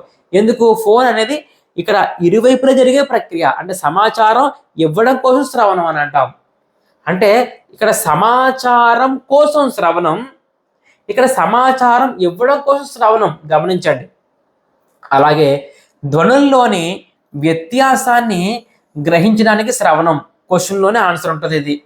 ఉపాధ్యాయుడు పాఠాన్ని బోధిస్తున్నప్పుడు ఉచ్చరించే ధ్వని మధ్య వ్యత్యాసాన్ని తెలుసుకోవడానికి విద్యార్థులు జాగ్రత్తగా వింటారు. Question answer. చివరిది మూల్యాంకనం కోసం శ్రవణము. అంటే నువ్వు విన్న అంశం, ఏ అంశమైనా సరే అది సరైందా కాదా అని తెలుసుకోవడం కోసం చేసేదే మూల్యాంకనం కోసం శ్రవణం. అమ్మకదారుడు వస్తాడు, రకరకాల వస్తువులు అమ్ముతాడు. మరి కొనే వ్యక్తి ఏం చేస్తాడు సార్ అడిగితే, అమ్మడానికి వాటిని గురించి చాలా రకాల విషయాలు చెప్తాడు. మరి అమ్మకందారుడు చెప్పిన అన్నిటినీ కూడా కొనుగోలుదారుడు నమ్మేస్తాడా, అది సరైందా, అది సరైంది కాదా అని బేరేజ్ వేసుకోవాలా. బేరేజ్ వేసుకున్న తర్వాత నా వస్తువు కొంటాడు. అదే సరైందా కాదా అన్నదే మూల్యాంకనం కోసం శ్రవణం అని అంటాం. ఇది శ్రవణం రకాలుగా మనం చెప్పొచ్చు టీచర్స్. సో శ్రవణం 12 రకాలుగా ఉంది. సూక్ష్మభేద గ్రాహక శ్రవణం, విస్తార శ్రవణం, విమర్శాత్మక శ్రవణం, ప్రశంసా శ్రవణం, చికిత్సా శ్రవణం. ఆనందం కోసం శ్రవణం, ఆజ్ఞలు సూచనల కోసం శ్రవణం, సమాచారం కోసం శ్రవణము, సమస్యల పరిష్కారం కోసం శ్రవణము, సమాచారం ఇవ్వడం కోసం శ్రవణము, ధ్వనుల్లో వ్యత్యాసాలు గ్రహించడానికి శ్రవణం, మూల్యాంకనం కోసం శ్రవణం. ఇది శ్రవణం రకాలు. మొత్తం ఎన్ని వచ్చాయి, 12 రకాలుగా మనం డిస్కస్ చేయొచ్చు టీచర్స్. ఇక తర్వాత సార్ ఇక నుంచి బిఈడి సెమిస్టర్ 1, సెమిస్టర్ కొత్తగా పుస్తకాలు వచ్చాయి, కొత్తగా బుక్స్ మారాయి. అందులో ఇప్పుడు మనం చెప్పిన భాషా ఉపోద్ఘాతము మరియు శ్రవణం అనే దానికి సంబంధించిన కొత్త న్యూ పాయింట్స్ ఏవైనా ఉన్నాయి అనే దానికి సంబంధించి కూడా చక్కగా మీకు స్లైడ్స్ చేసి అందించేస్తున్నా. అంటే సార్ మీరు ఏ బుక్ చదవద్దు, కొత్తగా మారిన బిఈడి సెమిస్టర్ 1, సెమిస్టర్ 2 ఏ బుక్స్ వద్దు, కరెక్ట్గా మనం ఫాలో అయితే సరిపోతుంది. మీకు అరటిపండు తొక్క తీసి నీకు అందిస్తున్నాను, పర్ఫెక్ట్గా నేర్చుకుంటే సరిపోద్ది, అంత ఇంకేం వద్దు. ఓకేనా, కరెక్ట్గా ఫాలో. ఇదంతా కొత్త డేటా మొత్తం నీకు అందించేస్తున్నా, కొత్త డేటా ఇదంతా కూడా. ఇప్పుడు పాయింట్ ఏంటంటే ఇందులో కొత్త ఈ డేటాలో ఇది చూడండి, మరి ఫస్ట్ పేజ్లో ఇదే డేటా ఉంటుంది. ఇందులో మనకి ఏమి ఇంపార్టెంట్ బిట్స్ ఉన్నాయని అడిగినట్లయితే భావగ్రహణ, భావ వ్యక్తీకరణ అనే 2 పదాలు ఇక్కడ మెన్షన్ చేశాడు. మనం చెప్పుకున్నాం కదా, భావగ్రహణ, భావ వ్యక్తీకరణ 2 రకాలు. అదే భావ వినిమయం మనం చెప్పుకున్నాం. భావగ్రహణకి మారు పేర్లు చెప్పుకున్నాం, భావ వ్యక్తీకరణకి కూడా మారు పేర్లు చెప్పుకున్నాం. ఇక తర్వాత భాషా సామర్థ్యాలకే మారుపేరు భాషా కౌశలాలు. నేను దాదాపుగా 13 రకాల మారుపేర్లు మీకు తెలియజేశాను. అంతేకాకుండా దీనికే భాషా నైపుణ్యాలు అని అంటాము. కాకపోతే దాని ముందు ఒక పదం పెట్టాడు, ప్రాథమిక అని పెట్టాడు. అంతే చూసుకోండి. సో ప్రాథమిక భాషా నైపుణ్యాలు లేదా ప్రాథమిక భాషా నైపుణ్యాలు. ఇక తర్వాత చూడండమ్మ, ఆర్టీఈ 2009 విద్యా హక్కు చట్టం 2009 ప్రకారంగా భాషా కౌశలాల గురించి వివరంగా తెలియజేయాలి. బిట్ ఎలాగొస్తుంది? ఇది కొత్త బిట్టు. భాషా కౌశలాల గురించి విద్యార్థులకు వివరంగా తెలియజేయాల్సిన అవసరం ఎంతైనా ఉంది అని అన్నవారు ఎవరు అని క్వశ్చన్ అడుగుతాడు. నువ్వు ఆన్సర్ ఏం పెట్టుకుంటావు అడిగితే విద్యా హక్కు చట్టం 2009. ఇది కొత్త బిట్టు. భాషా కౌశలాలు ఎన్ని? 4 మనం చెప్పుకున్నాం. శ్రవణం, భాషణం, పఠనం, లేఖనం డిస్కస్ చేసుకున్నాం సార్.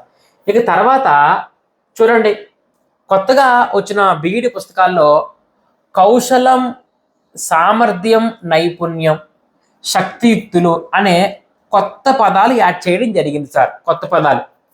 ఇందులో కౌశలం అంటే ఏంటి ఇక్కడ రాశాడు, నైపుణ్యం అంటే ఏంటి రాశాడు, సామర్థ్యం అంటే ఏంటి రాశాడు. జాగ్రత్తగా మనం చూసుకుందాం సార్. అవే ఇక్కడ మనం జాగ్రత్తగా తెలుసుకోవాలి. అవే బిట్లు వచ్చే అంశాలు అనమాట. కౌశలం అంటే ఏదైనా పనిలో కుశలతను సాధించడం అంటే అర్థం ఏంటి? సామర్థ్యాన్ని సాధించడం అంటే నైపుణ్యాన్ని సాధించడం, చతురత కలిగి ఉండడం, చాతుర్యం కలిగి ఉండడము, పటుత్వాన్ని కలిగి ఉండడం, రకరకాల పేర్లు వచ్చాయి. కౌశలం అన్న, కుశలత అన్న, సామర్థ్యం అన్న, నైపుణ్యం అన్న, చతురత అన్న, పటుత్వం అన్న, చాతుర్యం అన్న ఒకటే. ఇవన్నీ మారు పేర్లు, మనకి ఈజీగా తెలిసిన పేర్లు ఇవన్నీ కూడా. నైపుణ్యం అంటే నిపుణత, కౌశలం అంటే ఏదైనా ఒక పనిలో కుశలత కలిగి ఉండడం. కుశలత అంటే ఏంటని అడిగితే దాని మీద సామర్థ్యం, దాంట్లో నైపుణ్యము, దాని పట్ల చతురత, చాతుర్యం ఇవన్నీ ఉండాలి. మరి నైపుణ్యం అంటే ఏంటి సార్ అంటే నైపుణ్యం అంటే నిపుణత కలిగి ఉండడం. నైపుణ్యం అంటే ఏంటమ్మా? నిపుణత కలిగి ఉండడము. నిపుణత్వం కలిగి ఉంటే దాన్ని నైపుణ్యం అని అంటాము. సో నైపుణ్యం, నిపుణత, నైపుణ్యం, నిపుణత అని గుర్తుపెట్టుకోవాలా. కుశలత, కౌశలం, కుశలత, కౌశలం అని గుర్తుపెట్టుకోవాలా. ఏ పనిలోనైనా సరే నేర్పరితనాన్ని కలిగి ఉండడం నిపుణత. సార్ ఇవన్నీ కూడా చాలా సూక్ష్మంగా మనం పరిశీలించాలి సార్. వీటికి ఖచ్చితంగా వస్తాయి సార్ కొత్త పుస్తకాల నుంచి. సో నైపుణ్యం, నిపుణత అన్న, నేర్పరితనం అన్న, నైపుణ్యం అనగా ఒకటని గుర్తుపెట్టేసుకో ఈజీగా. నిపుణత అన్న, నేర్పరితనం అన్న, నైపుణ్యం అన్న ఒకటే గుర్తుపెట్టేసుకో. కౌశలం, కుశలత, సామర్థ్యం, నైపుణ్యం, చతురత, చాతుర్యం, పటుత్వం గుర్తుపెట్టుకో. తర్వాత ఇక్కడ 3వ పదం సామర్థ్యం. సామర్థ్యం అంటే సమర్థతను కలిగి ఉండడము. సామర్థ్యం అంటే ఏం కలిగి ఉండడం? సమర్థత. అంటే ఎంత కష్టం అయిన పనినైనా సరే చాలా చక్కగా తప్పులు లేకుండా చేయగలగడమే సమర్థత లేదా నైపుణ్యం అని అంటాం. సమర్థత లేదా సామర్థ్యం, సమర్థత లేదా సామర్థ్యం అంటే అర్థం ఏంటమ్మా? ఎంత కష్టమైన పనినైనా చాలా చక్కగా తప్పులు లేకుండా చేయడమే సామర్థ్యం లేదా సమర్థత. ఇదేంటి? నైపుణ్యం లేదా నిపుణత. నైపుణ్యం లేదా నిపుణత అంటే ఏంటమ్మా అని అడిగినట్లయితే నిపుణత్వం కలిగి ఉండడము అంటే నేర్పరితనాన్ని కలిగి ఉండడము. చూసుకోండి, ఈ 3 కూడా చాలా జాగ్రత్త కొత్తగా పుస్తకాలు ఇవ్వడం జరిగిందమ్మా. అది అంటే మాట్లాడడంలో చక్కని వాగింద్రియ శిక్షణ కలిగి ఉండాల. అంటే శబ్దాలు, పదాల యొక్క అక్షరాల స్థానకరణ ప్రయత్న భేదాలు గ్రహించగలిగి మాట్లాడగలగాలి. ఎంత మనం చెప్పుకున్నాం కదా మేడం గారు శ్రవణ ఉద్దేశాల్లో భాగంగా. సో ఇందులో మనం చూడాల్సింది ఏంటంటే first point, second point, third point, ఈ 3 మాత్రము 1కి 2 సార్లు చదవండి అయ్యా. అన్ని ఇక్కడ నీకు క్లారిటీగా ఉన్న ఎగ్జామినేషన్ హాల్లో నీకు అన్ని ఒకేలా కనిపిస్తాయి. ఇదిగో సా సా చూసుకోండి ఒకసారి. కోడ్ కావాలి అని అనుకుంటే సా సా సా సా అని గుర్తుపెట్టుకో. సా అంటే ఏంటి సార్? సమర్థత. సా అంటే ఏంటి సార్? సామర్థ్యం. ఓకేనా? అంటే చక్కగా తప్పులు లేకుండా. ఇక్కడ ఏంటి సార్ అని అడిగితే ఫస్ట్ నీ ఇక్కడ నై, లేకపోతే నీ, నే, నై, నీ, నే, నై, ఇవన్నీ. నీ అంటే ఏంటమ్మా? నిపుణత్వం లేదా నిపుణత. నే అంటే నేర్పరితనం, నై అంటే నైపుణ్యం. కన్ఫ్యూజ్ పడతావు కాబట్టి నువ్వు అలా గుర్తుపెట్టుకో ఈజీగా. అవి తెలుసు కదా. కౌశలం అంటే కుశలత, అంటే పటుత్వం, చాతుర్యం, చతురత, సామర్థ్యం, పటుత్వం అన్ని కూడా మనకు తెలుసు ఇక. సో ఇది ఇక తర్వాత చూడండమ్మా, ఆంధ్రప్రదేశ్ రాష్ట్ర విద్యా ప్రణాళిక చట్టం అనేది 2011, అంటే APSCF 2011, Andhra Pradesh state curriculum framework 2011. దీని గురించి మనం డిస్కషన్ చేసుకున్నాం ఈ చాప్టర్ స్టార్టింగ్ లో భాగంగా. ఇందులో ఆధార పత్రాలు ఉంటాయి మేడం గారు. అందులో మొదటి ఆధార పత్రమే భాషా బోధన ఆధార పత్రం. భాషా బోధన ఆధార పత్రం. అయితే ఈ భాషా బోధన ఆధార పత్రంలో మరి మొదటి పత్రంలో భాషా ప్రమాణాలు గురించి డిస్కస్ చేయడం జరిగిందమ్మా. అవే ఇవన్నీ కూడా.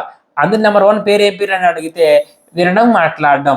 అంటే ఉపన్యాసాలు, వక్తృత్వం, వార్తలు మొదలు కళారూపాలు, చిన్న చిన్న సంఘటనలు చూసి అర్థం చేసుకోవడం, గ్రహించి విచక్షణతో ఆలోచించడము, వర్ణించగలగడము, అభిరుచిని పంచుకోవడము, వ్యక్తీకరించడం, అంటే వినడం, మాట్లాడడం. రెండో దాని పేరు ఏం పేరు అంటే చదవడం, రాయడం. అంటే పద్యము, వచనము, వచన కవిత, ప్రాచీన పద్యం మొదలైన వాటిని శైలీ భేదాలు అవగాహన చదవడం. క్వశ్చన్లో ఆన్సర్ ఉంది కదా. అలాగే వ్యాసరూప అంశాల్లో కీలక అంశాలు, లేఖలు, పత్రికల్లో మరి వివిధ విషయాలను గుర్తించడం, చదవడం, అర్థం చేసుకొని ప్రతిస్పందించడం, విశ్లేషించడం, శీర్షికలను సూచించడం. టీచర్ ఇది మీకు చాలా చదివితే ఈజీగా అర్థమైపోయినా సరే ఎగ్జామినేషన్ ఎలా అడుగుతాడు సార్ అని అడిగితే, అర్థం చేసుకొని ప్రతిస్పందించడం, విశ్లేషించడము, శీర్షికలు సూచించడము అనేది ఈ క్రింది వానిలో ఏ విద్యా ప్రమాణానికి చెందిన అడుగుతాడు సార్. ఆన్సర్ ఏం పెడతావు అప్పుడు? చదవడము, రాయడము అని పెడతావు సార్. అవగాహనతో చదవడం ఒకటోది, అలాగే విషయాలను గుర్తించడము, అలాగే ప్రతిస్పందించడము, విశ్లేషించడము, శీర్షికలు సూచించడము అనేదే చదవడము, రాయడము అని అంటాం సార్. అలాగే వర్ణించగలగడము, అభిరుచిని పెంచుకోవడము, వ్యక్తీకరించడం అనేది వినడం, మాట్లాడడం. మూడోది స్వీయ రచన, సొంత మాటల్లో రాయడము. అంటే పాఠానికి సారాంశం రాయడం, భావం రాయడం, అలాగే విషయాన్ని తెలుసుకున్న విషయాన్ని లిఖిత రూపంలో చూపించడం, విరామ చిహ్నాలను, ఇది గత డిఎస్సిలో వచ్చింది కూడా, విరామ చిహ్నాలను, సంక్లిష్ట సంయుక్త వాక్యాలను సందర్భోచితంగా ఉపయోగించగలగడము, చిన్న చిన్న వాక్యాలను ఏం చేయాలా? భాషాంతరీకరణం చేయడము. అంటే ఒక భాషలో ఉన్న విషయాన్ని మరొక భాషలోకి మార్చడమే అనువాదం లేదా భాషాంతరీకరణం లేదా తర్జుమా అని కూడా చెప్పడం జరుగుతుంది టీచర్స్. అంటే పిల్లవాడు పాఠానికి సారాంశం రాయాలా, భావం రాయాలా, ఎలా? లిఖిత రూపంలో రాయాలా. ఎలాంటి వాటిని ఉపయోగించాలా? విరామ చిహ్నాలను, రకరకాల వాక్యాలను ఎలాగా? సందర్భోచితంగా ఉపయోగించి రాయాలా. అంతేకాకుండా భాషాంతరీకరణ కూడా చేయగలగాలి. సో ఇదే వినడం, మాట్లాడడం, చదవడం, రాయడం మరియు స్వీయ రచన అంశానికి సంబంధించింది. ఇదంతా ఎవరు ప్రస్తావించారు? ఏపీఎస్సిఎఫ్ 2011. ఇక 4వది పదజాలము. అంటే ప్రకృతి, వికృతులు, జాతీయాలు, సామెతలు, మాండలిక భాషా రూపాలు ఏం చేయాలి? గుర్తించగలగడము. అంటే ప్రకృతి వికృతులు కానీ, జాతీయాలు కానీ, సామెతలు కానీ, మాండలిక భాషా రూపాలు కానీ, పదాలు, అర్థాలు, పర్యాయ పదాలు, అనర్థాలు, వ్యుత్పత్త్యర్థాలు, వ్యతిరేక పదాలు ఇవన్నీ కూడా పదజాలానికి సంబంధించిందే. జాతీయాలు, సామెతలు కానీ ఇవన్నీ కూడా పదజాలకు సంబంధించినదే. అలాగే నిఘంటు ఉపయోగాన్ని గుర్తించడము, నిఘంటు ఉపయోగం డిక్షనరీ. అలాగే ప్రశంసలో భాగంగా ఇతర మతాలు, ఇతర భాషలు, సంస్కృతులు సక్రమంగా అర్థం చేసుకోవడం, అలాగే మంచిని గుర్తించి అవగాహన చేసుకోవడం, గౌరవించడం, ప్రత్యేక అవసరాలు కలిగిన పిల్లలు తమతో సమానమని గుర్తించి వాళ్ళలో గొప్ప గొప్ప అంశాలు ప్రశంసించడం సార్. నచ్చిన పదాలు, పంక్తులు ఎంపిక చేసి ఎందుకు నచ్చాయో చెప్పగలగడము.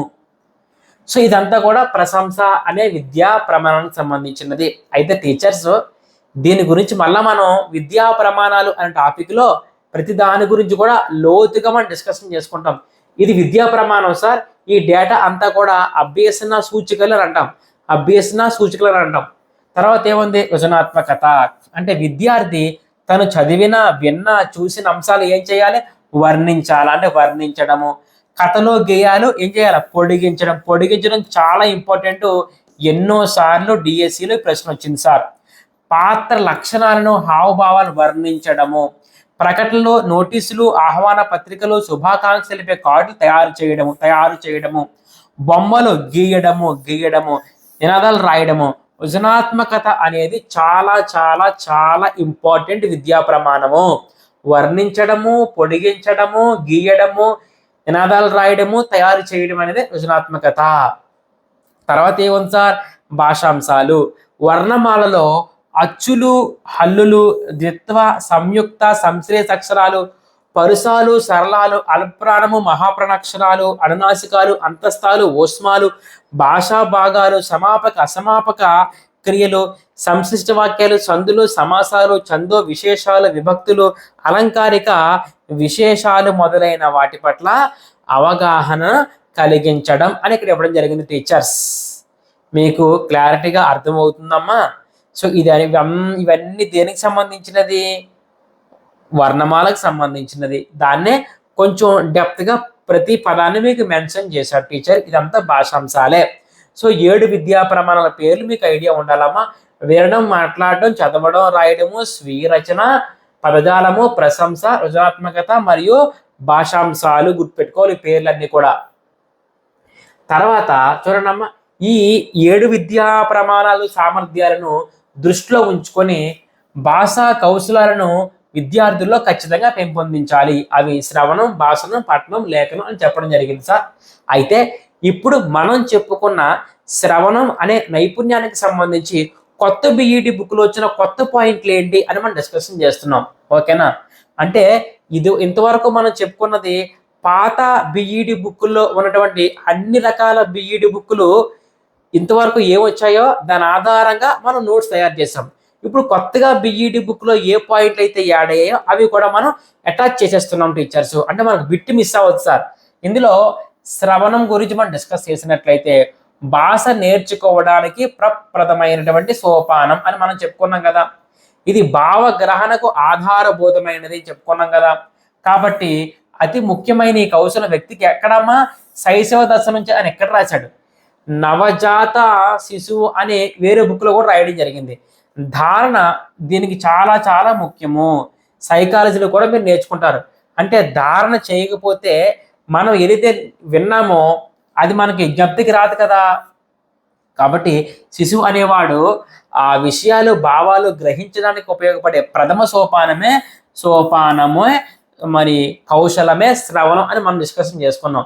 తర్వాత ఇది ఒక హెడ్డింగ్ ఇచ్చాడు సార్. ఇది ఒక హెడ్డింగు కొత్త బిఈడి బుక్లో ఇవ్వడం జరిగిందమ్మా. ఇస్తూ చూడండి, శ్రవణం అంటే వినడం. Very silly question. అంటే ఏంటి? సమాచార సేకరణ, గ్రహణం కోసం శ్రవణం చాలా ముఖ్యం. సమాచారాన్ని సేకరించడము, గ్రహించడం. గ్రహణం అంటే ఈజీగా అని చెప్పొచ్చు, శ్రవణం అనే నైపుణ్యం. ఇక హెడ్డింగ్ ఏముంది ఇక్కడ? శ్రవణ ప్రయోజనాలు అని ఇక్కడ కొత్తగా హెడ్డింగ్ ఇచ్చాడు. శ్రవణ ప్రయోజనాలు అని హెడ్డింగ్ ఇచ్చి కొన్ని పాయింట్లు రాశాడు. ఆ పాయింట్లో పద్యం మనం చెప్పుకున్నాం ఆల్రెడీ. ఓకేనా? అయితే ఈ పద్యము రాసింది బద్దెన, అంటే భద్రగోపాలుడు అని అంటాం సార్. తర్వాత ఇవన్నీ కూడా శ్రవణ ప్రయోజనాలు. ఉచ్చారణ విధానాన్ని పరిశీలనగా ఆకలించడం వల్ల ప్రతి అక్షరాన్ని, శబ్దాన్ని తప్పులు లేకుండా ఉచ్చరించగలిగే సామర్థ్యం పెంపొందుతుంది. అంటే వింటేనే ఉచ్చరించే సామర్థ్యం పెంపొందుతుంది. స్థానకరణ ప్రయత్న భేదాలను సులభంగా గ్రహిస్తారు. ఈ పదం చాలాసార్లు రిపీట్ అవుతుంది. స్థానాలు, కరణాలు. మానవుని ముఖయంత్రంలో పై భాగాన ఉండేవి స్థానాలు, క్రింది భాగాన ఉండేవి కరణాలు. కదలిక లేనివి స్థానాలు, కదలిక కలిగినవి కరణాలు అని అంటాం టీచర్స్. ధ్వని ఉత్పత్తి అయ్యే ప్రదేశమే స్థానం. ఇది చాలాసార్లు డిఎస్సిలో వచ్చిన ప్రశ్నగా మనం చూడవచ్చు సార్. పద భేదాలను గుర్తించగలగడం వల్ల చక్కని అవగాహన అలవడుతుంది. విషయ గ్రహణ సామర్థ్యం అనేది కూడా డెవలప్ అవుతుంది. సృజనాత్మకతకు శ్రవణం బాగా తోడ్పడుతుంది. గుర్తుపెట్టుకో. మంచి జ్ఞాపక శక్తి అనే దాన్ని మనం పెంపొందించుకోవచ్చు. మీరు కూడా మరి గుర్తుండాలి అంటే ఎక్కువ కాలం మీరు ఏం చేయాలి, మా క్లాసులో చాలా ఏకాగ్రతతో అవధానంతో వినాలి సార్. వాక్య నిర్మాణ కౌశలం కూడా అభివృద్ధి చెందుతుంది. ఇవన్నీ డెవలప్ అవుతాయి సార్ శ్రవణం అనే నైపుణ్యం ద్వారా. శ్రవణ ప్రయోజనాలు కొత్తగా యాడ్ అయ్యి ఇవన్నీ కూడా చూసుకోండి ఒకసారి, ఇంపార్టెంట్. తర్వాత వక్తృ శ్రోతృ సంబంధాలు, కొన్ని హెడ్డింగ్స్ ఉన్నాయి. ఫస్ట్ హెడ్డింగ్ ఏంటి అని అడిగితే వక్తృ శ్రోతృ సంబంధాలు ఒక హెడ్డింగ్ ఇచ్చాడు ఇక్కడ. ఇందులో వక్తృ శ్రోతృ సంబంధం అంటే ఏంటి సార్ అంటే మాట్లాడేవాడికి వినేవాడికి మధ్య సంబంధమే వక్తృ శ్రోతృ సంబంధము అని అంటాం సార్. వక్త అంటే ఎవడో మాట్లాడేవాడు, శ్రోత అంటే వినేవాడు. అంటే మాట్లాడేవాడు ఎంత ఆసక్తికరంగా మాట్లాడితేనే అప్పుడు వినేవాడు కూడా అంతే ఆసక్తికరంగా వింటాడు అని ఇక్కడ చెప్తున్నాడు సార్. ఇందులో శ్రోతలు అంటే ప్రధానంగా ఎవరు, పిల్లలు అని అంటాం సార్. సో మనం గుర్తుపెట్టుకోవాల్సింది స్టేట్మెంట్ ఇక్కడ వక్తృ శ్రోతృ సంబంధం అంటే మాట్లాడేవాడికి వినేవాడికి మధ్య సంబంధమే వక్తృ శ్రోతృ సంబంధం. ఈ పాయింట్ గుర్తుంటే సరిపోద్ది ఇక్కడ. ఇక తర్వాత చూడండి ఒకసారి అవధానము గ్రహణ అని ఇక్కడ ఇచ్చాడు సార్. ఇది ఇంపార్టెంట్ సార్. అవధానము గ్రహణ జాగ్రత్త చూడండి ఒకసారి. అవధానం అంటే ఏకాగ్రత. దీనినే ఇది చూసుకోండి సార్, కొత్త బిట్ సార్, కొత్త బిట్. దీన్నే విస్తార శ్రవణం అని అంటారు సార్. విస్తార శ్రవణానికి ఇక్కడ అవధానం అనే కొత్తగా పేరు యాడ్ చేశాడు. విస్తార శ్రవణం అంటే ఏం చెప్పాను, క్లూ పైన ఇక్కడ ముఖ్యమైన చెప్పాను. ఇదిగో ముఖ్యమైన సారాంశాన్ని విస్తారంగా గ్రహించాలి. ఉపన్యాసాన్ని విన్నప్పుడు ముఖ్యమైన ఉద్దేశాన్ని చెప్పుకున్నాం మనం. ఇక్కడ ముఖ్యమైన అని కనిపిస్తే విస్తారం చెప్పుకున్నాం కదా. ఆ విస్తార అనే దానికి కొత్తగా ఏ పేరు ఇచ్చాడు, విస్తార అంటే అవధానం లేదా ఏకాగ్రత, అవధానం లేదా గ్రహణం. అవధానం అంటే ఏంటి సార్ అంటే ఏకాగ్రత అని అంటాం సార్. అవధానం అంటే అర్థము అంటే దృష్టితో పాటు మనస్సును కూడా నిలిపించడమే అవధానం అని అంటాం సార్. అది తర్వాత చూడండి ఒకసారి కొత్త పేరు ఇక్కడ రాశాడు, సూక్ష్మ పరిశీలన వివేచన. అక్కడేమో అవధానము గ్రహణం అన్నాడు, విస్తార పాటను లింక్ చేశాడు. ఇక్కడేమంటున్నాడు సూక్ష్మ పరిశీలన వివేచన అన్నాడు. ఇది దేంతో లింక్ చేశాడు సార్ అని అడిగితే ఉపన్యాసాలు వినేటప్పుడు చాలా చక్కగా ప్రతి అంశాన్ని పరిశీలించి ఒక్కటి కూడా విడిచిపెట్టకుండా వినడమే సూక్ష్మ పరిశీలన అని అంటాం సార్. అంటే ఉపాధ్యాయుడు పాఠ్యాంశం బోధిస్తున్నప్పుడు ప్రతి విషయాన్ని బాగా పరిశీలించి వినడమే. అంటే సందులు కానీ సమాసాలు కానీ అంతేకాకుండా ఈ వ్యాకరణాంశాలు కానీ ఇవన్నీ విని బాగా ఆలోచించి మంచిని గ్రహించాలి. సో ఏది గ్రహించాలి ఏది గ్రహించకూడదు చూడండి ఒకసారి. దీన్ని ఎలా లింక్ చేస్తున్నాడు అనేది మనం గమనించాలి. ఇక్కడ గ్రహించాలి గ్రహించకూడదు అంటే అర్థము ఉపాధ్యాయుడు చెప్పిన దాని ప్రతిదాన్ని కూడా మనము పరిశీలించి మరి గుర్తించగలగాలి. ఇక్కడ గ్రహించాలి గ్రహించకూడదంటే అర్థము సూక్ష్మ భేద గ్రాహక శ్రవణం. అంటే సూక్ష్మ భేద గ్రాహక శ్రవణాన్నే అర్థం. ఇక్కడ చూడండి సూక్ష్మ భేద గ్రాహక శ్రవణం మనం చెప్పుకున్నాం కదా, సూక్ష్మ భేద గ్రాహక శ్రవణం. ఇక్కడ శ్రవణం లక్షణాలు శ్రవణం రకాల్లో భాగంగా ఫస్ట్ శ్రవణం పేరు ఈ పేరు చెప్పారు. విస్తార శ్రవణాన్ని ఏమో మనవాడు అవధానము గ్రహణము అని కొత్తగా పేరు కలిపాడు. సూక్ష్మభేద గ్రాహక శ్రవణాన్ని ఏమో మనవాడు సూక్ష్మ పరిశీలన వివేచన అని పేరు కలిపాడు. ఈజీగా మనం లింక్ చేసి సూక్ష్మంగా పరిశీలించాలా వివేచించి ప్రతి అంశాన్ని మరి వినాలా, విని ఏ అంశాలు గ్రహించాలి ఏ అంశాలు గ్రహించకూడదని గుర్తించగలగాల. అదనమాట. అర్థమవుతుందా? సో 2 శ్రవణాలకి 2 కొత్త పేర్లు మనం చూసుకున్నాం. అలాగే అవగాహన అనేది ఇక్కడ కొత్త పేరు మనం చూస్తున్నాం. అవగాహన మనము లక్ష్యాల స్పష్టీకరణలో మనం డిస్కస్ అవుతుంది దీని గురించి. అవగాహన అంటే అంతర్భావాన్ని గ్రహించడం. దీనికే మరి దీన్ని బాగా అర్థం చేసుకోవడం అని అంటాం. అంటే లోతైనటువంటి విశ్లేషణ మనం చేయాలి ఇక్కడ. అంటే అంతర్భావాన్ని గ్రహించాలా. ఒక విషయాన్ని వినేటప్పుడు ప్రతి చిన్న విషయం మీద కూడా, ప్రతి చిన్న అంశం మీద కూడా దృష్టి అనే దాన్ని మనం ఇక్కడ ఉంచాలి అని రాస్తే ఇక్కడ ఏం రాశాడు చూడండి ఒకసారి. ఏ అంశాలు బాగున్నాయి, ఏ అంశాలు బాగా లేవు అనే విషయాన్ని విమర్శించగలిగేటట్లు, అంటే విమర్శనాత్మక శ్రవణం మనకు కనిపిస్తుంది ఇక్కడ.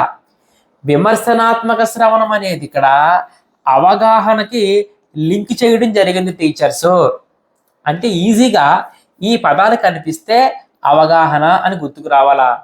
గ్రహించాలి, గ్రహించకూడదు కనిపించినట్లయితే మనకి సూక్ష్మ పరిశీలన, వివేచన గుర్తుకు రావాలా. విస్తార అంటే ముఖ్యమైనటువంటి అనే పదం కనిపించినట్లయితే అవధానము, గ్రహణ అని గుర్తుకు రావాలా. నేను చెప్పింది క్లారిటీగా మీరు గమనించండి టీచర్స్. ఈ అవగాహన అనే దానికి సంబంధించి ఏముంటాయి సార్? ఉదాహరణలు ఇవ్వాలా, దోషాన్ని గుర్తించాలా, భేదాలు తెలపగలగాల, అక్షరాలు చెప్పగలగాల, పద్యంలో లయను, ఆనందానుభూతిని పొందగలగాల. ఇవన్నీ కూడా అవగాహనతో వినడం అని అంటాం సార్. లక్ష్యాలు స్పష్టీకరణలో అవగాహనకు సంబంధించిన స్పష్టీకరణలు చెప్పినప్పుడు ఈ పేర్లు కూడా మీకు డిస్కషన్ చేస్తాం. అక్కడ ఉదాహరణలు ఇవ్వడము, దోషాన్ని గుర్తించడం, భేదాలు తెలపగలగడము, అలాగే లయను, ఆనందానుభూతిని పొందగలగడం, అంతా కూడా అవగాహనతో వినడము. ఇది విమర్శనాత్మక శ్రవణంతో లింక్ చేయడం జరిగింది. అంటే ఆ పదాలు కనిపించినట్లయితే అవగాహన అని మీరు ఆన్సర్ పెట్టండి సార్. తర్వాత శ్రవణం అవరోధాలు అని ఇచ్చాడు సార్. ఇక్కడ శ్రవణం అవరోధాలు అని ఇచ్చి ఒకటోది ప్రాథమిక దశ అవరోధాలు చెప్పడం జరిగిందమ్మా. అంటే ఇక్కడ మనం పిలుస్తున్నా వినిపించకపోయినా, మాట్లాడే విషయాలపై ఆసక్తి పిల్లవాడు చూపకపోయినా, పాటలు పాడి వినిపించినా అల్లరి మానకపోయినా, కథలు చెప్పినా తల ఊపడం కానీ ఊకొట్టడం కానీ చేయకపోయినా ఇది ప్రాథమిక దశ అవరోధాలు చెప్తాం సార్. అంటే ఏ దశ అవరోధాలు అంటే మనం గుర్తించగలగాల. క్వశ్చన్ అడిగినట్లయితే దాని నివారణ ఉపాయాలు కూడా ఇవ్వడం జరిగిందమ్మా. పిలుపు వినిపించుకోలేదంటే దానిని శ్రవణ లోపంగా గ్రహించి, అంటే మనం పిలుస్తున్నాం, పిల్లవాడు వినిపించుకోవడం లేదు అంటే మనం ఏం చేయాలా? అరే వెదవా వినట్లేదంటారా అనకూడదు, బిగ్గరగా మాట్లాడాలా.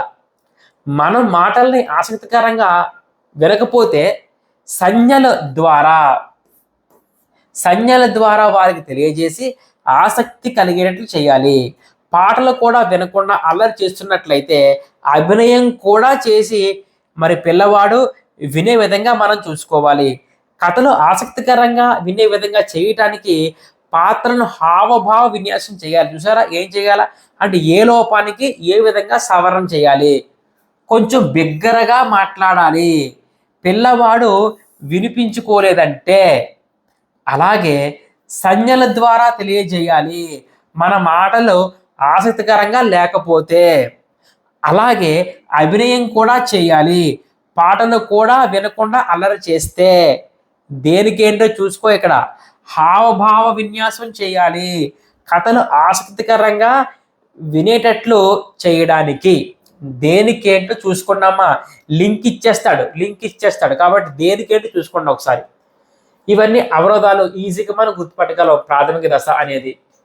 తర్వాత మాధ్యమిక దశ అవరోధాలు, నివారణోపాయాలు. ఇప్పుడు మాధ్యమిక దశలో పాఠ్యాంశాన్ని సరిగ్గా పిల్లవాడు వినట్లేదమ్మా, మాటికి లేచి పిల్లవాడు ప్రశ్న అడుగుతున్నాడమ్మా, తరగతి గదిలో గట్టిగా మాట్లాడుతున్నాడమ్మా, పద్య గద్య భేదాలను పిల్లవాడు గుర్తించలేకపోతున్నాడమ్మా. ఇందులో ఏ లోపం చేసినా అది శ్రవణ లోపమే, అది అవరోధాలే. అది ఏ దశ? మాధ్యమిక దశ. పాఠ్యాంశాన్ని పిల్లవాడు సరిగా వినకపోయినా, మాటికి ప్రశ్న అడుగుతున్నా, తరగతిలో గట్టిగా మాట్లాడుతున్నా, పద్య గద్య భేదాలు పిల్లవాడు గుర్తించలేకపోయినా దాని అవరోధాలు. దీన్ని మనం పరిష్కరించాలా. ఏంటి నివారణోపాయాలు అని అడిగితే, పాఠ్యాంశాన్ని బోధించేటప్పుడు ఏం చేయాలా? ఉపాధ్యాయుడు వినలేని వారిని ముందు వరుసలో ఇది రెమెడీ. పిల్లవాడిని ఏం చేయాలా? ఎవడైతే వినట్లేదో వాడిని ముందుకు రారా అని చెప్పాలా. మాటికి వేసే ప్రశ్నకు రెండోది అనమాట. మాటికి ప్రశ్న వేస్తే ఏం చేయాలా? ప్రశ్నకు రాయ్ నువ్వు అడగొద్దున్న ప్రశ్న, డిస్టర్బ్ చేస్తున్నావు క్లాస్ని అనకూడదు. ఏం చేయాలి? ఉదాహరణ పూర్వకంగా పిల్లవాడు అడిగే ప్రశ్నకు మనం సమాధానం ఇవ్వాలి. పిల్లవాడు గట్టిగా మాట్లాడుతున్నాడమ్మా. అప్పుడు ఏం చేయాలి? గట్టిగా మాట్లాడుతుంటే వాడిని మాట్లాడనీయకుండా బోధనోపకరణాల ద్వారా, మంచి కథల ద్వారా పాఠ్యాంశ బోధన అనే దాన్ని చేయాలి. ఏంటి అవరోధం, దానికి పరిష్కారం ఏంటి అని ఇవ్వడం జరిగింది ఇక్కడ. పద్యాన్ని రాగ భావ లయానుగుణంగా చదివి పిల్లవాడికి వినిపించాలి. గద్యాన్ని సరైన వేగంతో ఆసక్తికరంగా చదివి వినిపించాలి. అప్పుడు పద్య గద్య భేదాలని పిల్లవాడు గుర్తించలేకపోతే ఈ విధంగా మరి నివారణ ఉపయోగం మనం చెప్పవచ్చు. ఏంటి అవరోధాలు, దేనికి అంటే పరిష్కార మార్గాలు ఏంటి కూడా మనం చెప్పుకున్నాం. ఇక అలాగే ఉన్నత దశ సంబంధించినటువంటి పరిష్కార మార్గాలు కూడా ఇక్కడ చెప్పడం జరిగింది టీచర్స్. ఒకసారి మనం గమనిద్దాం. ఏంటి చూడండమ్మా, ఉన్నత దశ అవరోధాలు. ఉన్నత దశలో భాగంగా మరి విద్యార్థులు ఎక్కువగా చదువు మీద కంటే వారి మనోభావాల మీదే ఎక్కువగా శ్రద్ధ అనే దాన్ని చూపిస్తారు.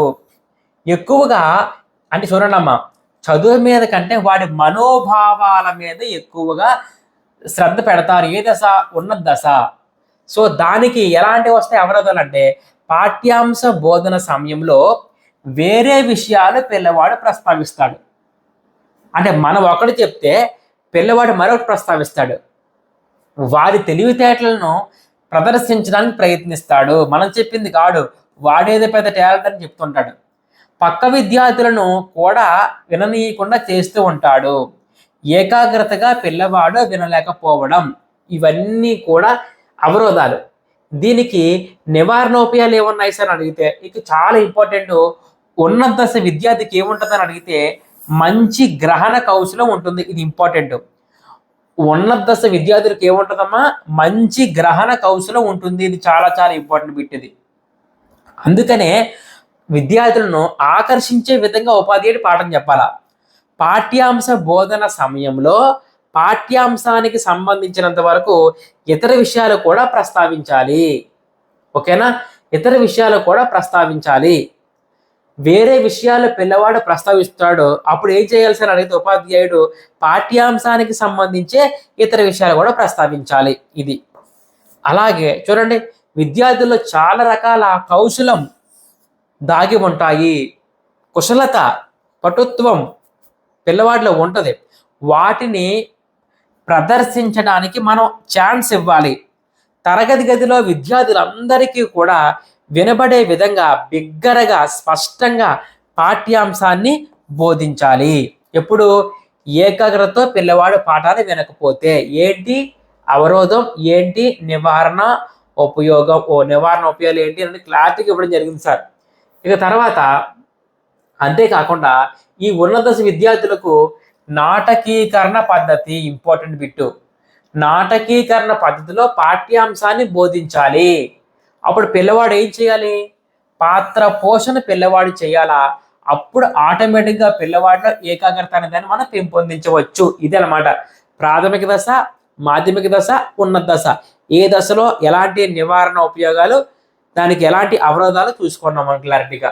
తర్వాత చూడండి అమ్మ, మౌఖిక భాషా సంకేతాలు అని ఇక్కడ కొత్త పుస్తకాల్లో హెడ్డింగ్ పెట్టడం జరిగిందమ్మా. మౌఖిక భాషా సంకేతాలు కొత్తగా పుస్తకాలు హెడ్డింగ్ పెట్టాడమ్మా. మౌఖిక భాష అంటే కేవలం ముఖ కవలికలతో సమాచారాన్ని అందించడం. ఏంటమ్మా? ముఖ కవలికలతో సమాచారాన్ని అందించడమే మౌఖిక భాష అని ఇవ్వడం జరిగిందమ్మా. తర్వాత కోపం వస్తే కళ్ళు పెద్దవి చేసి తీక్షణంగా చూస్తారు మీరు లేడీస్. అలాగే పిల్లవాడు కోపంగా ఉన్నారు, అప్పుడు పిల్లవాడు వీళ్ళు కోపంగా ఉన్నారు అని వారి మాట వింటాడు. అవునా కదా? ఇప్పుడు ఒక అమ్మగా పిల్లవాడు నువ్వు చెప్పిన మాట వినట్లేదు, అప్పుడు పిల్లవాడిని ఏం చేస్తావు? పెద్దగా కళ్ళు పెట్టి తీక్షణంగా చూస్తావు. అప్పుడు నీ పిల్లవాడు ఏం చేస్తాడు? అమ్మో మా అమ్మ కోపంగా ఉంది అని నువ్వు చెప్పిన మాట వినేస్తాడు. అలాగే నవ్వడం, చిరాగ్గా ఉండడం, ఇవన్నీ కూడా మౌఖిక భాషే అని ఇవ్వడం జరిగింది సార్ ఇక్కడ. రెండోది ఏంటి? ఇక్కడ సంకేతం అంటే ఏంటి ఇక్కడ రాశాడు. సంకేతం అంటే చిహ్నం, జాడ, అలాగే సైగ, గుర్తు అందరికీ తెలిసినవే. అలాగే లక్షణం ఆనవాలు, లక్షణం ఆనవాలు, సూచన, ఇవన్నీ కూడా సంకేతం అనే పదానికి సంబంధించిన అర్థాలుగా ఇవ్వడం జరిగిందమ్మా. సంకేతం, చిహ్నం, జాడ, సైగ, గుర్తు, లక్షణం, ఆనవాలు, సూచన. అంటే సైగల ద్వారా, ఇప్పుడు ఇక్కడేమో ఫస్ట్ ఇచ్చింది మౌఖిక భాష అంటే తెలుసుకున్నాం, తర్వాత సంకేతం అంటే మనం చెప్పుకుంటున్నాం. సైగల ద్వారా విషయాన్ని గ్రహించేటట్లు చేయడానికి సంకేతాల భాష అంటారు. అంటే సైగల ద్వారా విషయాన్ని నువ్వు గ్రహించాలా, అలా గ్రహిస్తే అదే సంకేతాల భాష అని అంటారు సార్. అంటే సంకేతాలు ఏంటి? చెయ్యి ఊపి పిలిస్తే రమ్మని, ఎలాగంటే రమ్మని సైగ చేయడం. గట్టిగా అరిస్తే అదొక సంకేతం, కోపంగా ఉన్నట్లు. వేలు చూపు బెదిరిస్తే తప్పు చేశావని, ఇది ఒక సంకేతం. అలాగనమాట సంకేత భాష అని అంటాం సార్. సో ఇది అంటే మౌఖిక భాష అంటే ఏంటి, సంకేతం అంటే ఏంటి ఇక్కడ రాయడం జరిగిందమ్మ. ఇక్కడ అలాగే ధ్వనులను వినడము. ధ్వని అంటే ఏంటి? చప్పుడు. పిల్లలు చప్పులని విని భాషని, భావాన్ని అర్థం చేసుకుంటారు. ధ్వని అంటే శబ్దం అని అంటాం. పక్షులు, జంతువుల అరుపులను బట్టి వాటిని గుర్తించడం ఏ దశ? శైశవ దశ అని గుర్తుపెట్టుకోవచ్చు. పాఠశాల దశలో ఉదయాన్నే గంట కొడతారు, పాఠశాల ప్రారంభం అని. మధ్యాహ్నం గంట కొడతారు, అది భోజన సమయం అని. సాయంత్రం కూడా గంట కొడతారు, అది ఇంటికి వెళ్ళడం అని. ఇవన్నీ కూడా ధ్వనులను వినడము. అయితే ఇదంతా కూడా, ఈ డేటా అంతా కూడా మనోవిజ్ఞాన శాస్త్రంలో నిబంధిత అభ్యసనానికి సంబంధించినది. అయితే ఇవాన్ పెట్రోవిచ్ పావ్లోవ్ ప్రతిరోజు కుక్కకి ఆహారం పెట్టేటప్పుడు గంట మోగించేవాడు. కొన్ని రోజుల తర్వాత ఆహారం పెట్టకుండా గంట మోగించాడు. అప్పుడు ఏం చేసింది? కుక్క ఆహారం పెట్టాలని భావించి మరి లాలాజలాన్ని స్రవించడం మొదలుపెట్టింది. అదే ఇక్కడ మొత్తం 3 దశలు ఉంటాయి. తర్వాత మరి జేబి వాట్సన్ అనే వ్యక్తి కూడా ఒక బాలుడు కుందేలుతో ఆడుకుంటున్నప్పుడు వెనకాల చప్పుడు చేసేవాడు. అప్పుడు ఆ బాలుడు భయంతో కుందేలును వదిలేసేవాడు. కొన్ని డేస్ తర్వాత శబ్దం లేకపోయినా కుందేలు చూసి భయపడేవాడు. ఇదే కదా నిబంధనము. ఎక్కడ? ఇది వాట్సన్. అంటే పావ్లోవ్ కుక్క గురించి, వాట్సన్ కుందేలుకు సంబంధించి ఇక్కడ ఇవ్వడం జరిగిందమ్మా. ఇవి ఒకసారి మీరు చాలా జాగ్రత్తగా గమనించండి సార్. ఓకేనా? అంటే ఇక్కడ సంకేతం, ఇక్కడ ధ్వని వినడము, ఈ చప్పుళ్ళు, అంటే ఇక్కడ గంట కొడితే ప్రారంభం అని, అంటే ఒక్కొక్క దానికి ఒక్కొక్క అంశాన్ని లింక్ చేయడం జరిగింది సార్. అలాగా ఇవాన్ పెట్రోవిచ్ పావ్లోవ్ కుక్కకి గంట చేసినా లాలాజలం స్రవించేలాగా, కుందేలు చూసినా పిల్లవాడు భయపడేలాగా వాట్సన్ ఇక్కడ చేయడం జరిగిందమ్మా. తర్వాత శ్రవణ అభ్యాసాలు అంటే ఇవ్వడం జరిగిందమ్మా. శ్రవణ అభ్యాసాలు ఇక్కడ మనం గమనించవచ్చమ్మా. శ్రవణ అభ్యాసాల్లో ఇవన్నీ పదక్రీడ కానీ, వాక్క్రీడ కానీ, కథాక్రీడ, క్రమీకృత అభ్యాసాలు, ఇవన్నీ కూడా మరి భాషా క్రీడలుగా మనం చెప్పుకోవచ్చు టీచర్స్. భాషా క్రీడలుగా మనం మాట్లాడవచ్చు. పదక్రీడలు అంటే అందరికీ తెలిసిందే. ఒక పదంలో ఒక అక్షరం మార్పుతో మరి విద్యార్థులను పదాలు చెప్పమనడం. అంటే కరుణ, కాదీసై అరుణ, పలక, పాదీసై గిలక, ఇలాగనమాట. ఇదే పదక్రీడ. తద్వారా శ్రవణ కౌశలాన్ని పెంపొందించవచ్చు. ఇది మనం చెప్పుకున్నాం. పదక్రీడ ఆడించిన జట్టుకి 10 మందికి మించకూడదని చెప్పుకున్నాం. వాక్య క్రీడ, వాక్యాలు ఒకరి తర్వాత ఒకరి చేత చెప్పించాలి వాక్యాలు. ఓకేనా?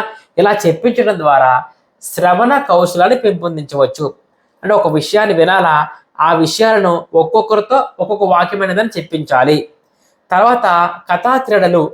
సో ఆసక్తికరంగా కథలు ఉపాధ్యాయుడికి చెప్పి వారితో చెప్పించాలి. తద్వారా వినికిడి జ్ఞానం అనే దాన్ని విద్యార్థుల్లో పెంపొందించవచ్చు. ఓకేనా? అంటే ఇవి వార్తలను కానీ, రేడియో వార్తలు కానీ చక్కగా పిల్లవాడు వినాలా, వింటేనే చక్కగా మాట్లాడుతాడు, చక్కగా మాట్లాడితేనే చక్కగా చదువుతాడు, చదివితేనే రాయగలడు. అంటే అందుకే ఫస్ట్ పిల్లవాడు ఏం చేయాలా? చక్కగా వినాలి. అలాగే ఇది కొత్తగా వచ్చింది చూడండి ఒకసారి. క్రమీకృత అభ్యాసాలు అంటే వరుసగా అభ్యాసాలు చేయించడమే క్రమీకృత అభ్యాసాలు. తద్వారా విద్యార్థుల్లో శ్రవణ కౌశలాన్ని పెంపొందించవచ్చు. క్రమీకృత అభ్యాసాలు అంటే అర్థం ఏంటి సార్ అడిగితే వరుసగా అభ్యాసాలు చేయించడమే. ఉపాధ్యాయుడు వివిధ దశల్లో మరి విద్యార్థులలో అభ్యాసం చేయించడం వల్ల శ్రవణ నైపుణ్యం పెంపొందించవచ్చు. క్రమీకృత అభ్యాసాలు అంటే ఏంటి సార్? వరుసగా అభ్యాసాలు చేయించడము. సో పదక్రీడ, వాక్య క్రీడ, కథా క్రీడ, క్రమీకృత అభ్యాసాల ద్వారా విద్యార్థుల్లో శ్రవణం అనేదాన్ని పెంపొందించవచ్చు. ఇప్పుడు ప్రాథమిక, మాధ్యమిక, ఉన్నత దశలో పిల్లవాడికి ఏం వినిపించాలి అని మీకు ఇచ్చిన డేటా ఆల్రెడీ. సో కొత్త బీఈడి బుక్లో కూడా హెడ్డింగ్లు పెట్టి ఇక్కడ రాశాడు.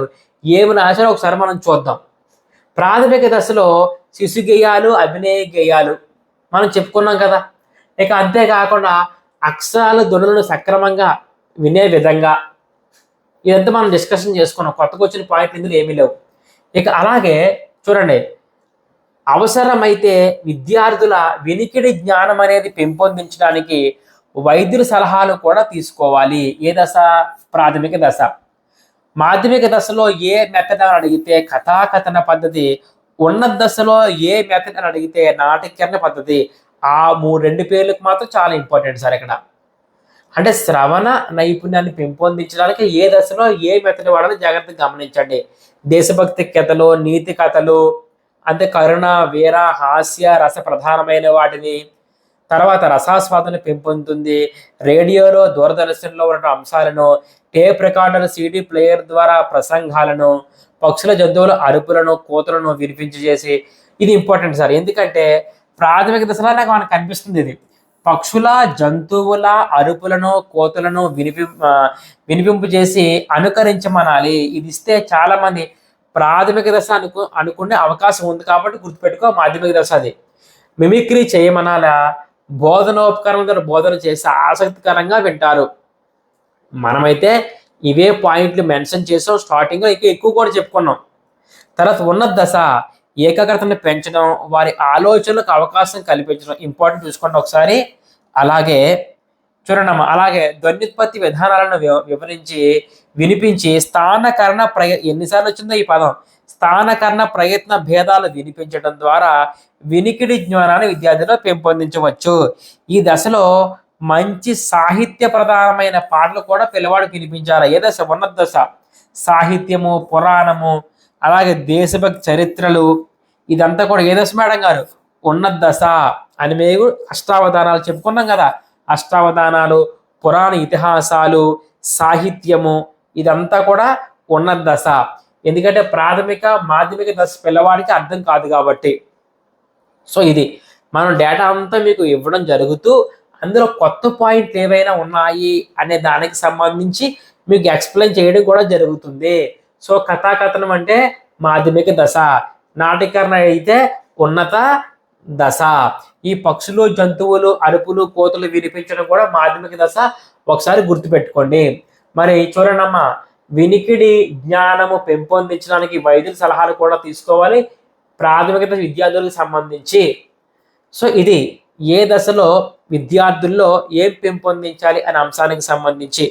సో భాషా నైపుణ్యాల ఉపోద్ఘాతము మరియు శ్రవణము, శ్రవణ రకాలు, లక్షణాలు, లోపాలు, ఏ దశలో ఏం చేయాలి మొత్తం డెప్త్గా మాట్లాడుకుని తర్వాత కొత్తగా వచ్చిన బీఈడి బుక్లో ఎలా ఉంది డేటా, ఏ డేటా ఇచ్చాడు, అందులో కొత్త పాయింట్లు ఏమున్నాయి అనే అంశాలు కూడా మనం ఇక్కడ క్లారిటీగా మీకు డిస్కస్ చేశాను అని మీకు తెలియజేయడం జరుగుతూ. Thank you.